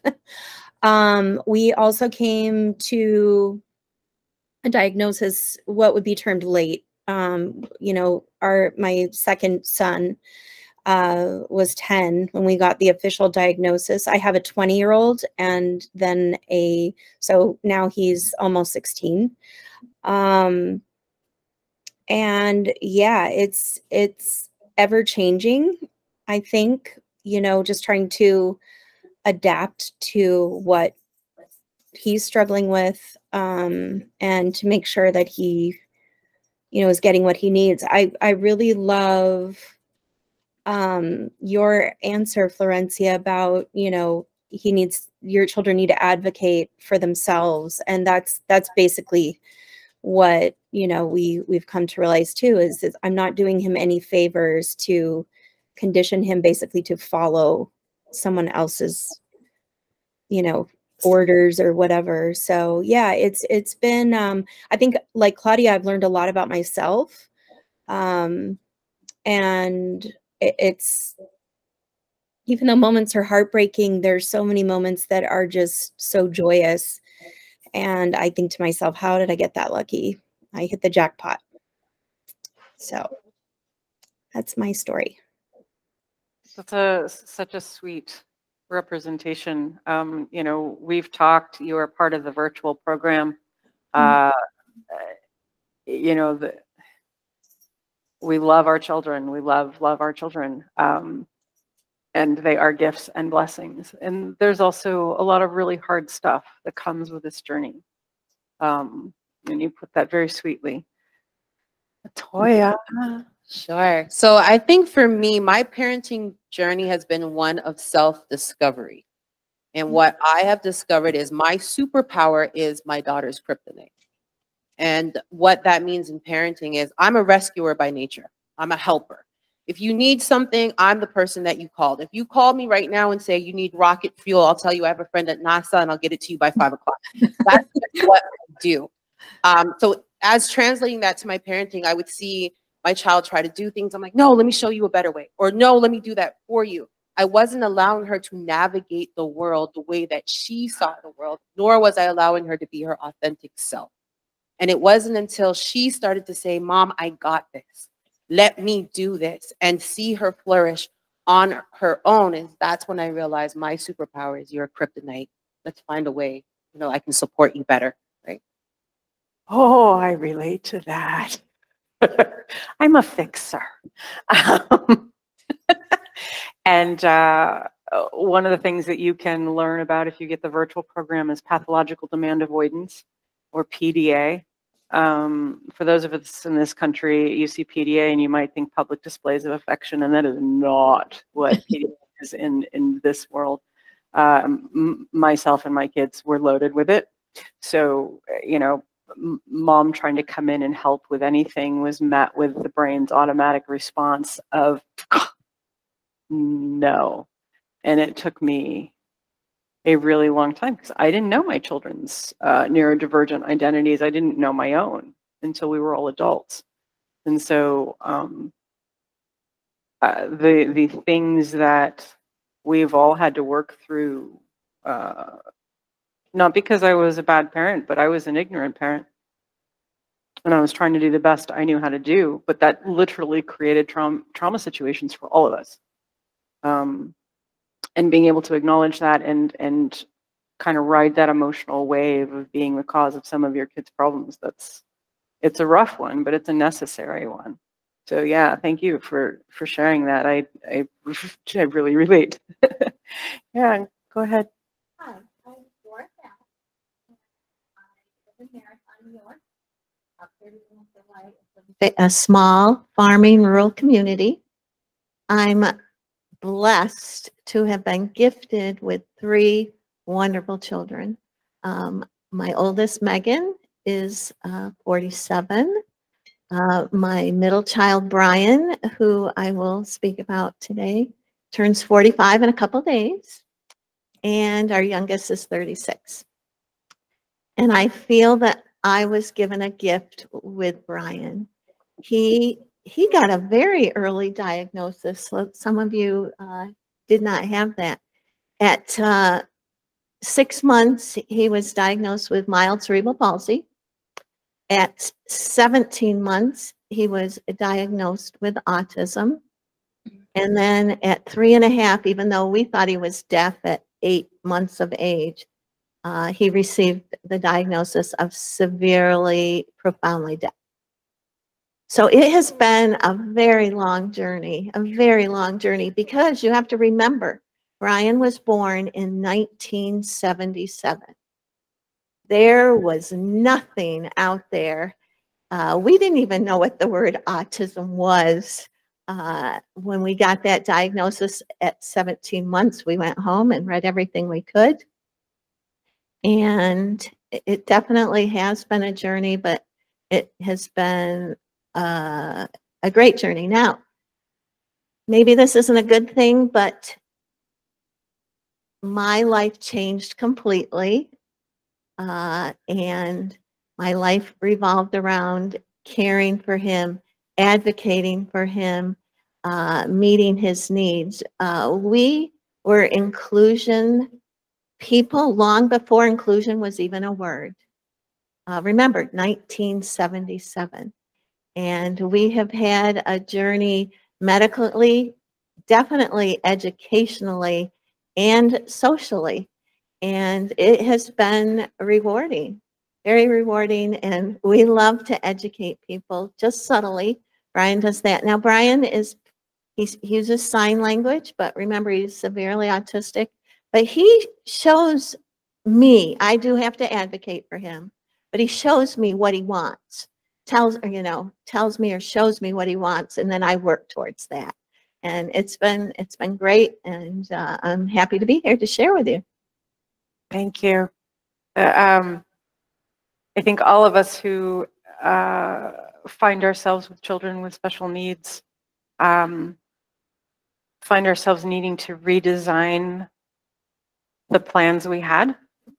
And if we can find supports, that redesign can look really beautiful and affirming. And if we can't find supports, that redesign can feel like somebody buried you and you're digging out with a spoon. And so I'm grateful that you had some people in your life who were seeing Brian for who he is. But I can imagine it was not all easy. No, I don't really think they saw Brian for who he is. Okay, good. And this is one thing I want to tell you. This has happened Brian's whole life. And I use this quote, "Don't judge a book by its cover." And we have had to live that every day. I mean, people will ask, "Oh, he can read?" Yeah, he can read, but they'll see the behaviors, they'll see the vocalizations, and there's so much inside that I can't even say young man anymore. So much there that don't judge a book by its cover when you meet someone. Yeah, thank you. All right, you're up. My name is Debbie Orlando. I am a pediatric occupational therapist. I work at a local integrated preschool in our area. And I also have a son. He's 18. His name is Kellen, and he is diagnosed with Tourette syndrome, ADHD, anxiety, depression, and obsessive compulsive behaviors, along with an undiagnosed connective tissue disorder.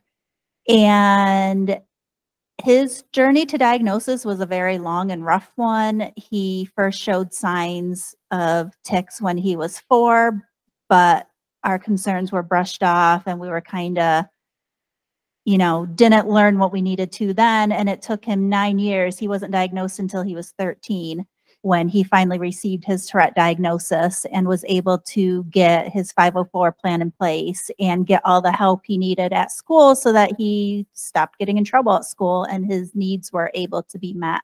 Once we had a name for what he was experiencing and able to teach the educators about what he was going through and that he wasn't just being a class clown or being willfully stubborn or not listening, that there was a reason for what they were seeing at school.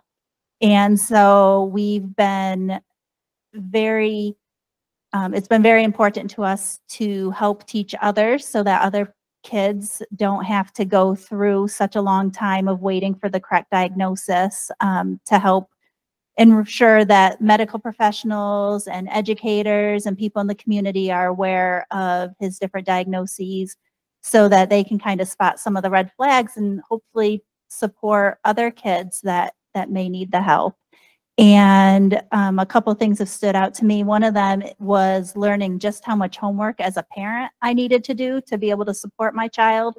I can't rely on believing that everybody Kellen comes across to is going to know what Tourette syndrome is as he was in school. So it was up to me to teach the educators and the guidance counselors and the psychologists. They might have a basic understanding of Tourette, but not really understand what it meant for Kellen and what worked for Kellen. And so it's been a lot of work. I've had to do a lot of research on my own. Kellen's had to do a lot of research on his own and learn how to feel comfortable to advocate for himself so that when people are asking him questions like, why are you making that noise? Or why are you doing that? He can tell other people, he can advocate for himself. I have Tourette syndrome. This is what I do. And I think another part that stood out in our parenting journey is just meeting like the different sensory needs when our needs don't align. And so maybe I come home after a long day and I would like to just sit in peace and quiet. But Kellen has different needs and, his Tourette's, he's got a lot of vocal tics that he held in all day at school or at college because he doesn't want to stand out. And he lets them all out when he's home and he's comfortable. And so there's a lot of noise in our house. And a lot of repetitive phrases, and he needs the TV volume at a certain volume because it has to be just right. It has to be on that number 10. Don't put it on number 9 or 8, so learning how to deal with what my needs are and also getting along with what his needs are. It's been quite the learning experience for us both.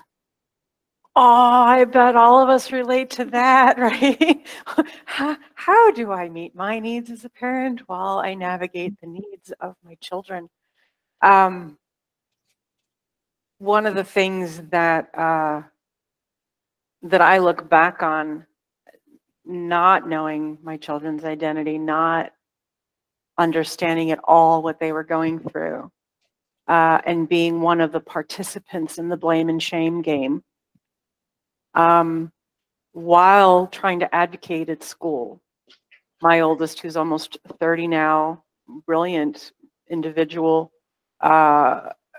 much to the dismay of teachers who didn't enjoy that often my child would show up with a bit more knowledge than the teacher and felt free to share it. Struggled to do homework, but would ace the tests. Very talented, very intelligent, but with behaviors that were not seen as cooperating with the school experience, including school avoidance. And feeling really desperate. how to help my child navigate the world and be seen for the excellent human being they are and were, and find anybody who gave a damn. Ninth grade, sobbing, literally sobbing in a parent-teacher meeting with all of the teachers saying, this individual is 14. If they can't get their act together, we have nothing for you. And me begging, all my child needs is for you to respect them. That is literally all they need. If they feel you respect them, they will show up. If they get one tiny little whiff that you do not respect them, they will shut down and they will become a thorn in your side. Intense lack of care. Intense lack of care. My other two children were similar, but expressed themselves a little bit differently and found a little bit more grace and compassion amongst educators, but still had tremendous school avoidance. You have intelligent children. Why can't you get them to school? Dealing with child protective services when your kids don't show up enough. And not knowing my own neurodivergence, I didn't understand what my meltdowns were. I didn't understand what my shutdowns were, what my overwhelms were. And because of that, you know, there were episodes at home. And if the child goes into school and says, my mom lost her blankety blank blank at home and, you know, broke a dish and hit herself in the head, and some teacher overhears that, somebody's probably going to visit your house.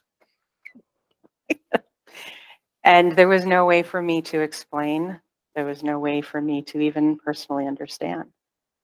And so all of us discovering our neurodivergent identities and beginning to have a journey of healing together, where my kids could very lovingly and compassionately and graciously tell me, Mom, yeah, we're still dealing with some of the hurt, but we don't blame you. And being able to go to them and say, I see you now. And I will try to know who you are now. I wish I had then. I wish I had known, and I wish I had gotten to know you then. But I'll do my best now. And so part of why we're having this parenting panel is because there's going to be people like, I'm pointing this way because all of you people online are that way for me, right? When I point, that's, yeah, right? That's all of you people online. They're going to be people online who relate to each one of our stories. And I think it's really important that we all hear each other's stories, because we can, you know, we can feel that sense of camaraderie and unity in the struggles, yes, and the joys, yes. All of the different ways that we need to join in community as parents. It's exceptionally important. Florencia, I'm going to come back to you, and then we can, anybody who wants to can join answering this question, but I'll direct it to you first, Florencia. In part because you have a unique experience of being part of the BIPOC population, as does Latoya. So I think to Latoya, if you want to answer this as well, and I'm very direct, okay? My book is called Dramatic and Inappropriate for a reason. On sale in the hallway. But so, like when I first met Latoya, I looked her straight in the eye and was, sometimes you have to tell me, Dawn-Marie, you can't say that. And I'll be like, thanks, right? So, so please edit my question if it needs to be edited. I am doing my best to understand how to communicate well. There are flat differences for individuals who are part of the BIPOC population. If you don't know what I'm using, I am using an acronym, which my brain might run away. We have the help me with this, Black, Indigenous, people of color. Thank you. BIPOC population, okay? Their experience is different. Their experience is different in every aspect of life, but their experience is different as parents of neurodivergent children. And if each of you would be willing to, and it's okay if you're not, if you'd be willing to talk about your experience that way, if it has been an experience that you feel is different. So I should say my husband is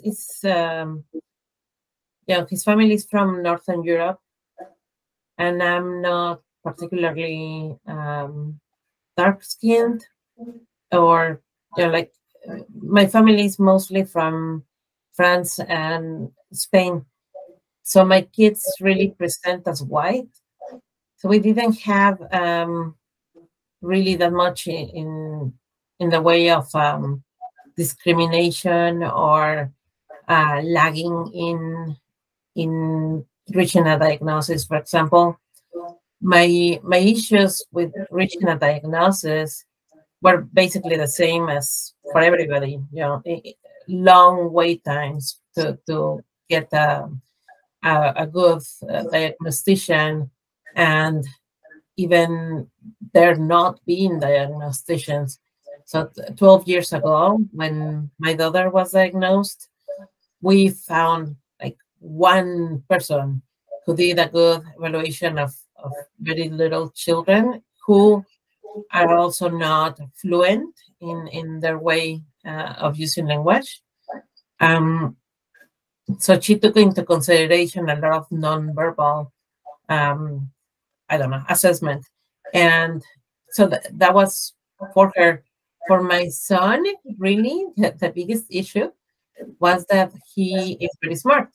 And so his teachers would not believe me that he was struggling. Even I started in pre-K, like saying, okay, this is not like what I would expect from a kid like him. And they would be like, oh, he's fine, and he's fine, and he's gonna grow out of that, and so on. And I remember at the time, when his diagnosis did come, I was doing a postdoc, and I told my PI, my principal investigator, my supervisor, about him, and she's like, "Oh, he just sounds, like a scientist, like a scientist that is always in the clouds." And I'm like, "Yeah, but to get to be that scientist that everybody's like, oh, he's okay. He needs to like finish college and then finish grad school and so on. And for that, he needs sports." So that was just that. But even with me, with my diagnosis was fairly simple. So anyway, yeah. Thank you for sharing that. And it is an interesting perspective, that passing thing. It for me personally, it's a skin crawl concept, that a life can be made better if you're a little more pale. That hurts my soul. Hi, Yeah. sorry, I just forgot to mention that my looks like if you see me, you may not think immediately, oh, she's Latina. However, as soon as I speak, as you can tell, it becomes very obvious. I have a very strong accent that is just there. Yeah, thank you. LaToya, is this something you'd like to speak to? Sure, definitely. So for me, and I'm owning this experience as my personal experience, I also come from a Caribbean culture. And the way that children are raised in the islands is completely different than the way that children are raised here. And I'm sure that there's a lot of things that I will say that a lot of people say, well, no, we do that here too. But when my daughter would have a tantrum, family members would just be like, spank her. Well, how do you spank a child that doesn't know how to regulate pain? Mm-hmm. Right? Well, you need to question her and ask her why she's engaging in those behaviors. Okay. How do I question a child that is now nonverbal? Right? So there was a lot of things that we traditionally do, and it's not everyone from the Caribbean, but what I've seen in my family that did not work, right? And a lot of things that I had to do, take some different parenting alternatives, was looked at and scrutinized, right? I think we get a lot of scrutiny from other people telling us how to raise our kids, right? I had to do what was right for my daughter, right? So guess what? So sometimes when she had a tantrum and got on the floor, I sat on the floor, right? Sometimes my response to her bad behavior was telling her these are nice hands and embracing her versus yelling and screaming, because for me, one, it didn't mean anything, right? And I never wanted her to have me as being this angry, yelling, constantly screaming parent, that to be the image that she grew up with me in her head, right? Sometimes I also felt that a lot of people just didn't understand what the diagnosis is, right? We didn't grow up with a lot of kids that have autism, right? If you had special needs, you went into a special needs class, and you never saw them again, right? Now that she's in high school and integrating, I think there's a lot of other children who understand kids on the spectrum, because it's talked about, right? So therapies, right? Getting access to therapies was difficult. So having to learn how to be an occupational therapist, how to be a speech therapist, why it was okay for us to do, because we were warming up our vocal muscles and we weren't just doing that to have fun, but it was also educating my family, right? But one thing I can say, that my immediate family is super receptive, and they've even researched themselves on how to better support us as a family unit. So some good things that come from that. Thank you so much for sharing that. Claudia and Kelly, I think there's probably a couple of things that LaToya just said that was like, us too. Can you share a little about, obviously you're not going to be talking from a BIPOC perspective, but I think considering we are a panel that presents and in general identifies as female, we know what it's like to be dismissed. Yes. As women and moms. So yeah, what have been the impediments to people taking you seriously, to being willing to help you? Sure. Well, as I go, when I'm also Hispanic, but you wouldn't know that, right, by my skin color or even my maiden name. My maiden name is Fogerson.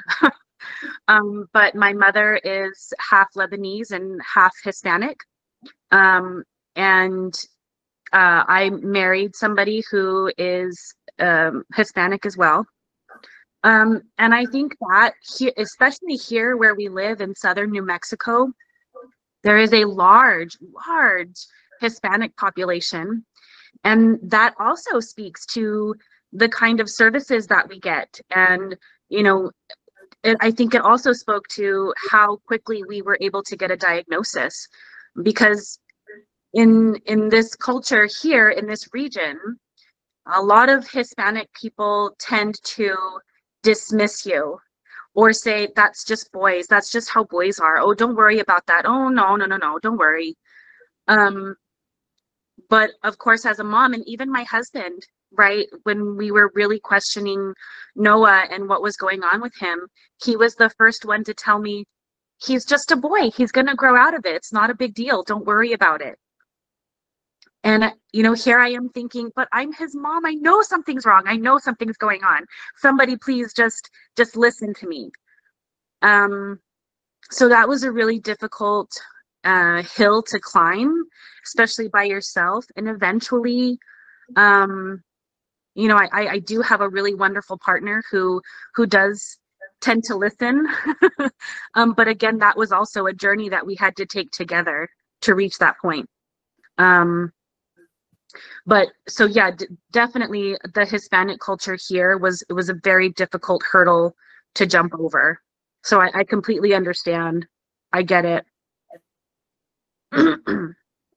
Yeah, I would say the same thing. I get a lot of, he needs discipline. Why are you letting him behave that way? Why don't you just do this? I mean, even now I get it, and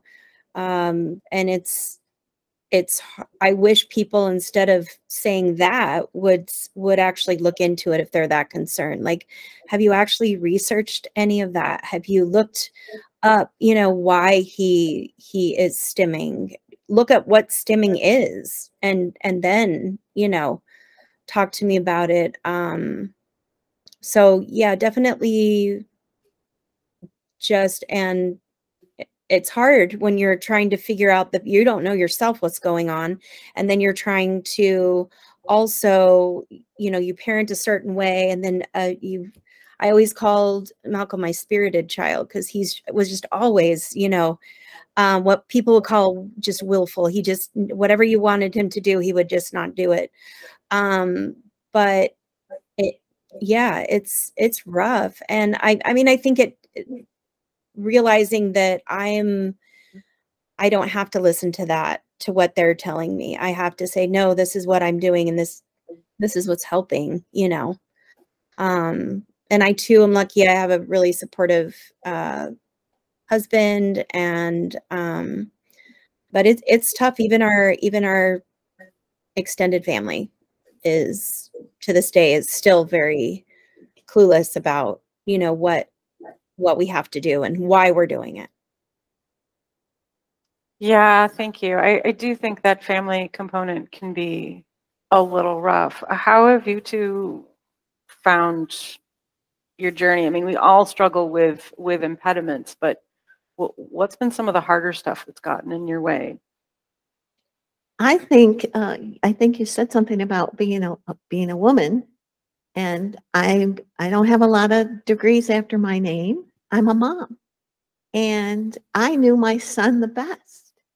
When they wouldn't listen to me, and sometimes they spent a lot of money for a professional consultant to find out the same thing that I had told them, and then Brian was able to do something. I think I ran across that often at CSE meetings and just with the educational system. I know as far as behaviors and when Brian finally got a hearing aid at 3.5, it was a body aid, and I was a little bit glad because it gave people a clue that something was wrong, because prior to that, he was the cutest little boy, tantruming on the floor. And, I'm sure they were thinking, what a brat. So that hearing aid kind of helped. But our whole, we let a lot of behaviors go. The main thing was to keep them safe. We had to keep them safe. And we had his 4-year-old sister wearing a whistle outside. And she knew that if he got anywhere near I was around, don't worry. I was around, guys. But, I had a lot of things to do too. She knew that if he, we had an imaginary line, and she knew that if he got to that line, she had to tackle him and blow the whistle to keep him safe. I mean, we just had to do a lot of things. And I know we went to Disney World when he was 5. And this was before there were those little hand things. Okay. Remember this was, so it would have been 1982. We went to Disney World with Brian. And my mom had made a harness with a rope or a strap. And, we got the dirtiest looks, but we had to keep him safe. He would dart off, so it was keeping him safe. But, and I didn't mind the looks, they weren't walking in my shoes and didn't live the life that we lived. And that's a lot of experiences like that. Yeah, walking in the shoes. If we all start telling the stories of the things we've done to keep the kids safe. Yeah, this is a unique audience that might actually understand and not judge quite so harshly. But yeah, the whistle, I can appreciate that. Yeah, did you have something you wanted to add? I think I can also relate just to people having different expectations for your child when they don't really know your child. And we've also gone through the difficulty with attendance and getting those letters threatening to call the truant officer or whatever. And, getting lots of advice from people. Well, just make him go to school. Make your 16-year-old go to school. I don't know what the magic is to do that, but I was just supposed to make him, or take his Xbox away. If you punish him, it doesn't magically help him overcome his anxiety. Maybe, taking the Xbox away might charge him up a little bit to make him go to school for a day, but it's not addressing the overall issue. So, you know, you get well-meaning advice from people, but when they don't really understand your child and walk in the shoes you walk, then it's kind of, you take it with a grain of salt. But I can say it's being on the parent side of things as opposed to, I've always been experienced being on the therapist side of things. And it's been such an eye-opener for me to learn what it's like being a parent of somebody who has a neurodivergency and what it's really like. It's helped me to, you know, see parents in a different light and kind of have more empathy and understanding for their situations.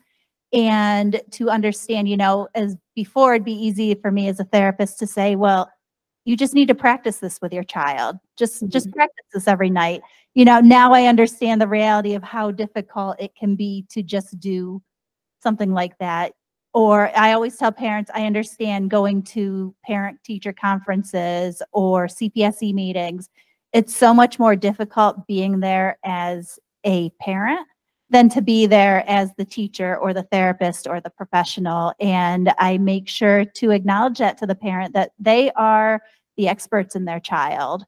And so I'm, you know, in a way grateful to have that understanding, to see it myself now too, and try to keep that in my mind as I'm working professionally with parents. Thank you. We've got about 10 minutes left. I can grab the microphone. Are there any questions from the audience or comments? Yeah, let me, oh, I have a helper. Yay. Thank you. Back row, left.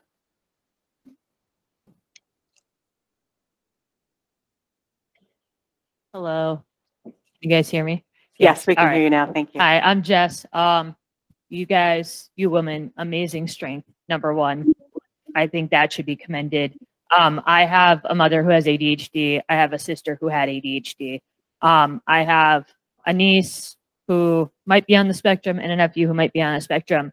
And I'm not a mother, obviously. Maybe one day. No, I don't know. You know, future's out there. But I think for parents who are beginning their journey towards being diagnosed or getting the resources, it'd be interesting if you could go back and tell yourselves one piece of advice. What would that be, and how would that look, and what advice or wisdom would you offer, especially women, because we know we're disadvantaged in being heard in advocacy. Like, no one knows your child better than you.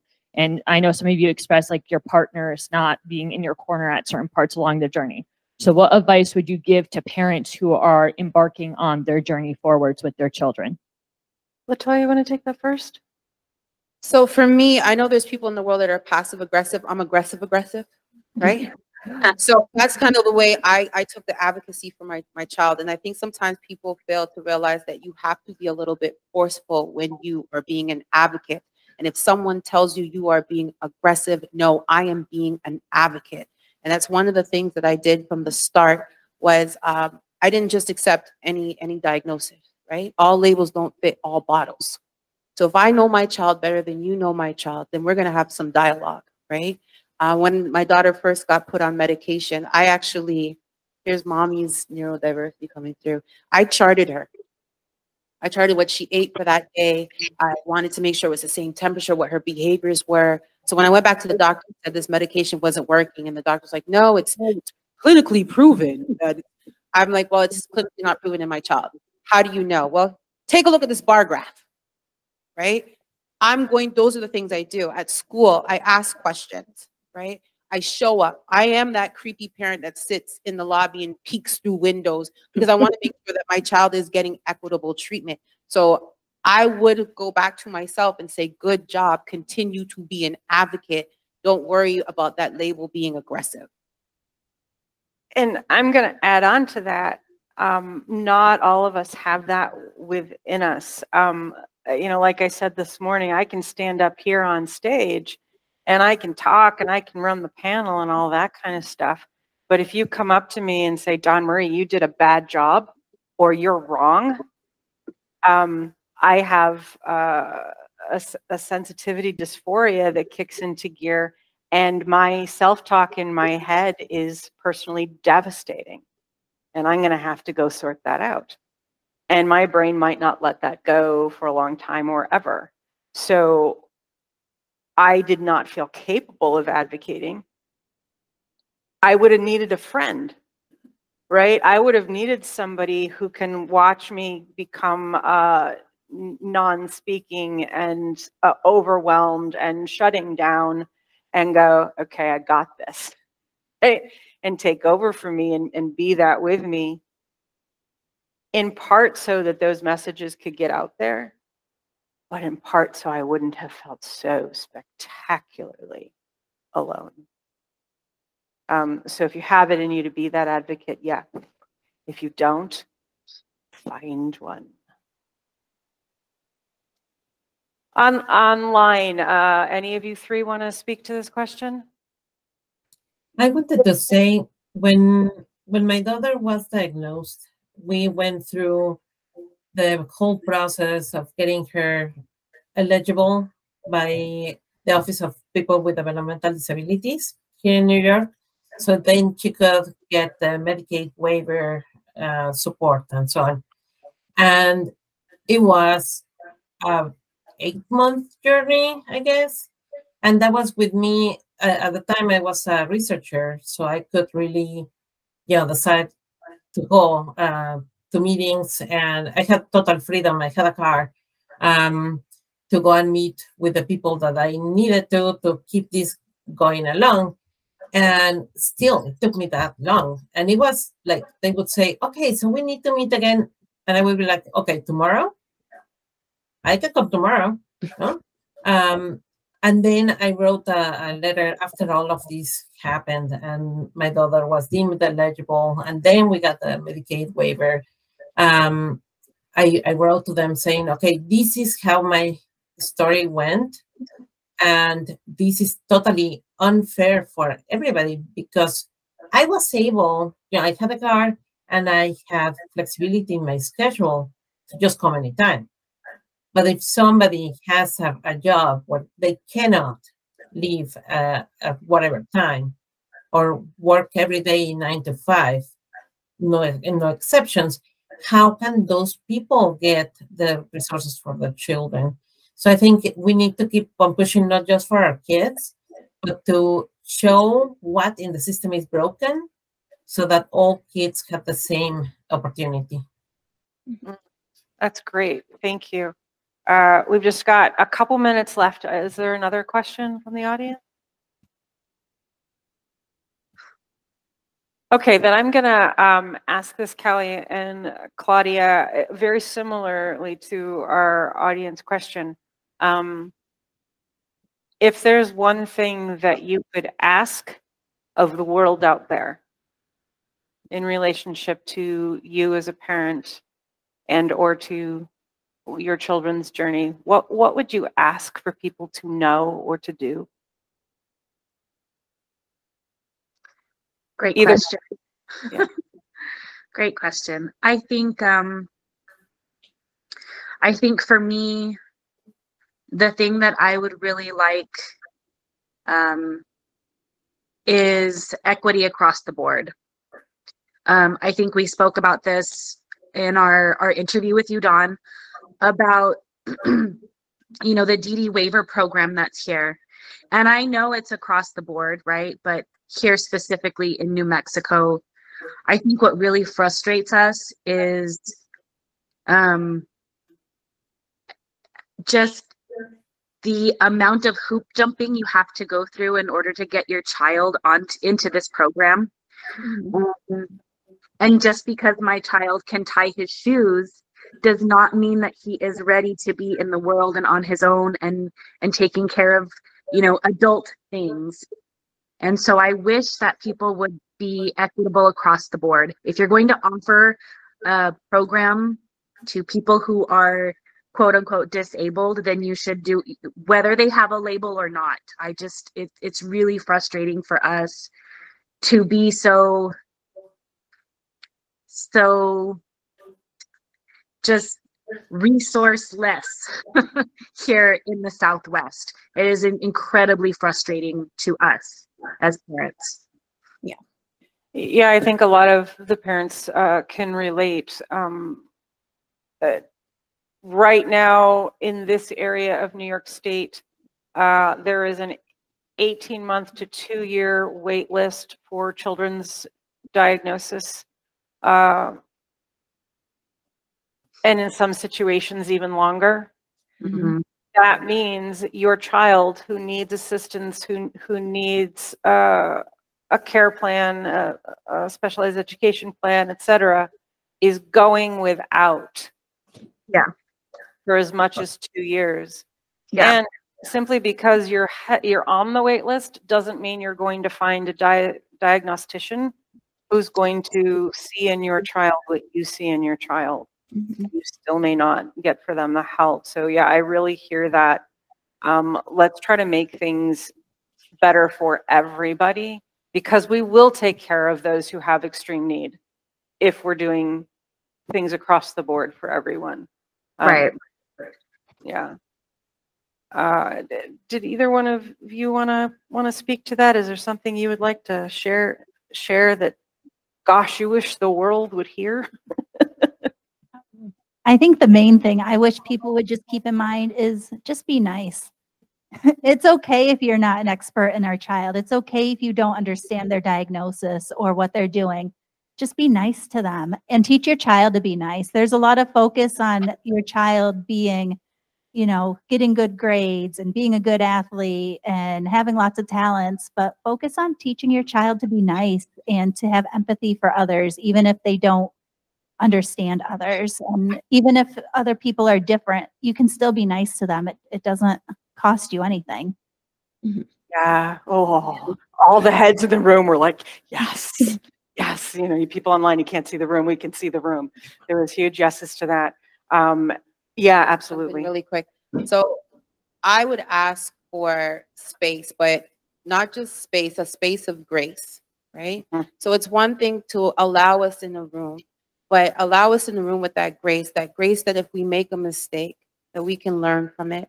That if we are in a space of grace, that you're listening to understand, that you're giving me guidance, that you understand that I may not get it the first time, or my daughter may not get it the first time, but you're going to give us that grace for us to get on a better track.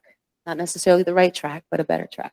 Thank you. And I think that's an exceptional comment for all of us, even within the community.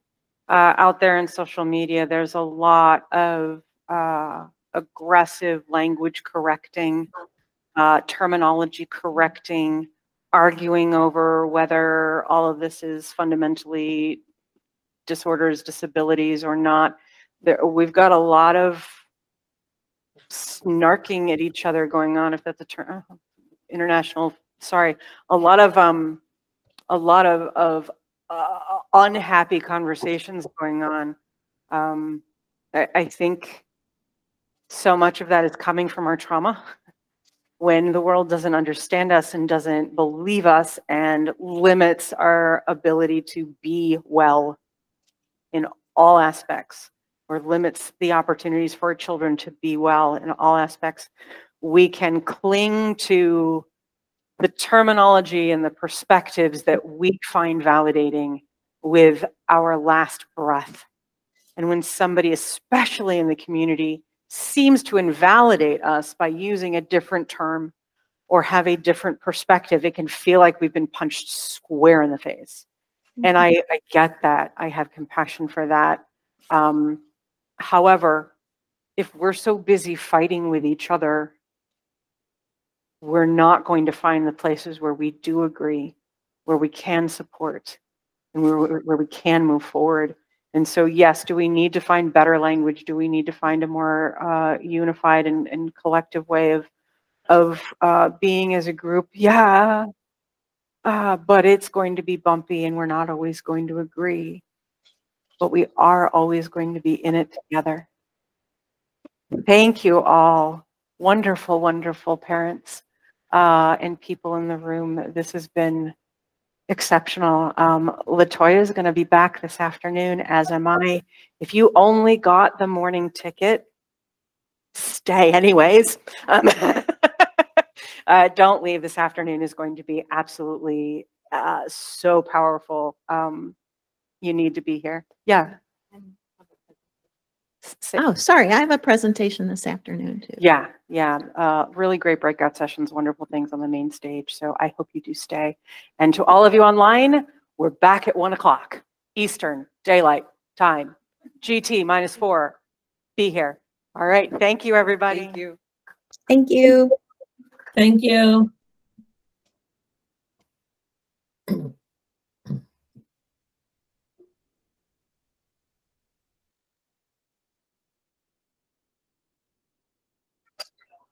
Oh, what's up, buddy? I have like, oh, hi, puppy. I have breadcrumb trails in my head that help me remember things. And for some reason, I haven't built one for Vanderbilt that doesn't get eaten. I start on my breadcrumb path and like it just disappears. Well, what might help with some context in terms of like autism research, Vanderbilt's been the home for many years of Triad, which is at the Vanderbilt Kennedy Center, which is a part of Vanderbilt. Triad, I'm sorry, I don't remember what the acronym stands for, but basically they've been doing autism research, mostly focused on children for the last few decades. And so Vanderbilt was already a bit of one of those research institutions where we have a lot of experts and stuff that kind of focus on that. And then for the past 5 years, the Frisch Center has been taking a close look at the adult side of things, particularly as it relates to employment. So we have a lot of research teams doing a lot of autism-related research, as well as some partnerships with like Yale and Stanford and UC Berkeley and stuff like that. That's great. I'll give you opportunity to say all of that again, officially.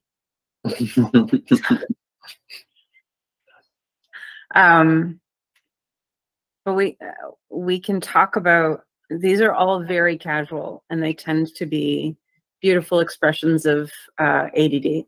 Because all of us tend to like get very excited about like some tangent and we run away on the tangent. But you know, certainly your work at Vanderbilt, but if you want to talk about yourself, your parenting, any of those things, those are really, really welcome. Okay. In a direction, and I'll go sprinting off in that direction. Yes, I am a very happy Labrador. I am food motivated and I chase shiny things. That's one of the upsides of sensory seeking. Yeah, it's in fact, I feel like everything you're describing is a two-edged sword, but you're talking about the nice side of that two-edged sword. Right. We can feel things so intensely, and that means when we can be happy, we can be really happy. And when we enjoy something, we can really enjoy the thing. You know, there are some days I will bite into a piece of chocolate and I weep for the rest of the world because it doesn't taste as good to them as it does to me. Yeah. And you learn to hold on to those moments, because on the flip side of that, you know, if you have a negative emotion or a negative feeling, that can also be highly amplified and can be very problematic. But I feel like they're two sides of the same coin. I think I'm going to snippet that out, and that little blip you just said is probably going to go out to the world to help advertise INAS, because that was really beautiful and perfect. It's something that I talk about a lot with folks, that I will use the sort of superpower language around autism and ADHD, but I always talk about it in terms of yin and yang. Yeah. That the exact same thing that gives me my brilliant brain, and I love my brilliant brain, is the same thing that also perpetuates my PTSD. Right. And so, yeah, it is the constant learning how to manage and create cooperation between our yin and yang sides, our lights and our darks and our grays and our, you know, rainbows and all of the things that we are. And I think that's one of the things that can be difficult for folks to understand. Yeah. Even if they're neurodivergent, but maybe not a multi-layered neurodivergent. When you're multi-layered neurodivergent, I think you're a type of extra. It's just like, you're extra in all directions, right? When you're quiet, like you're extra quiet and people are like, you okay? You're like really quiet. Like there's something about our aura or our presence or something that like people feel. Like you're in every way we are extra. We can't even be quiet about extra. We have a habit of emotionally shouting. So whatever mood we're in, people can, it can almost be overwhelming for people, even like people within the neuromajority. Sometimes it can be overwhelming to be around somebody who's having a really intense emotional state, because we don't do a good job of masking that sometimes, because we're partially like unaware of how much we're broadcasting. But when I meet an autistic person who is like broadcasting all of that, is emotionally shouting, I'm appreciative, because I don't have to wonder what that person's feeling or something. I feel like I can really read that person and understand, you know, what they're going through and stuff, which I think makes my own emotional shouting even worse at times. I have to be careful about that, because I have to remind myself that can be intense for some people, and it can be off-putting for some people, or it can be disturbing for some people. And it's hard when you're in that moment. It's really hard to recognize how much you're broadcasting and trying to dial it. I think it's another reason why when we get quiet, we get like super quiet, because at some level we're just not trying to rock the boat too much, or we're like upsetting and disturbing people. Yeah, I think understanding the difference between masking and working to appropriately accommodate those in our presence. Yeah. We don't have to hide who we are. We don't have to not be who we are, but we should be compassionately aware of those we're with. Yeah. Where masking is an attempt to not be ourselves and to be like something we are not. Right. Moderation. Yeah. Yeah. How do you stay true to yourself so you can be your authentic self while also being respectful of people? That's not an easy or trivial question to answer, and it takes a lot of work and effort. And the big thing I stress for the people in my life is that, look, I will work really hard on this. I promise you that. In exchange, please understand that's really hard for me, and I'm going to make mistakes. And so I ask from you a little patience and understanding and some feedback, and we'll find a path forward. And the people in my life are people who were willing to do that and put force in that. And for most of them, it's not a sales pitch anymore, because they see the benefits of that. They get me, they understand me. They understand at my core I'm a decent human being, and that sometimes I will be extra and too much. They can even call me back in and rein me in. We've sort of like worked out a way to sort of like effectively communicate that. And as we get better to understanding each other and how we communicate, we have these like really positive, beneficial relationships that have these dark spots, these moments of conflict and stuff. But that's true of all human relationships and stuff. You know, it's not, the goal is not to find the perfect relationship where you never have conflict with someone, but rather someone who, when you do have conflict, we can work it out in a way that we're both respectful of one another's feelings and emotions, and we're trying to look out for each other and help each other. And I think that's something that unites all of us as human beings, is that we all have, whether we realize it or not, a very powerful drive to have that and to be a part of that. And when you have that, your life is just so much richer and much more fulfilling and stuff. And when you don't have that, and a lot of autistic people don't have that, from a mental health perspective, that's a really dark place to live. Yeah, absolutely. One of the reasons why I advocate so hard for neurodivergence to be seen as a set of neurotypes instead of a set of disabilities and disorders is that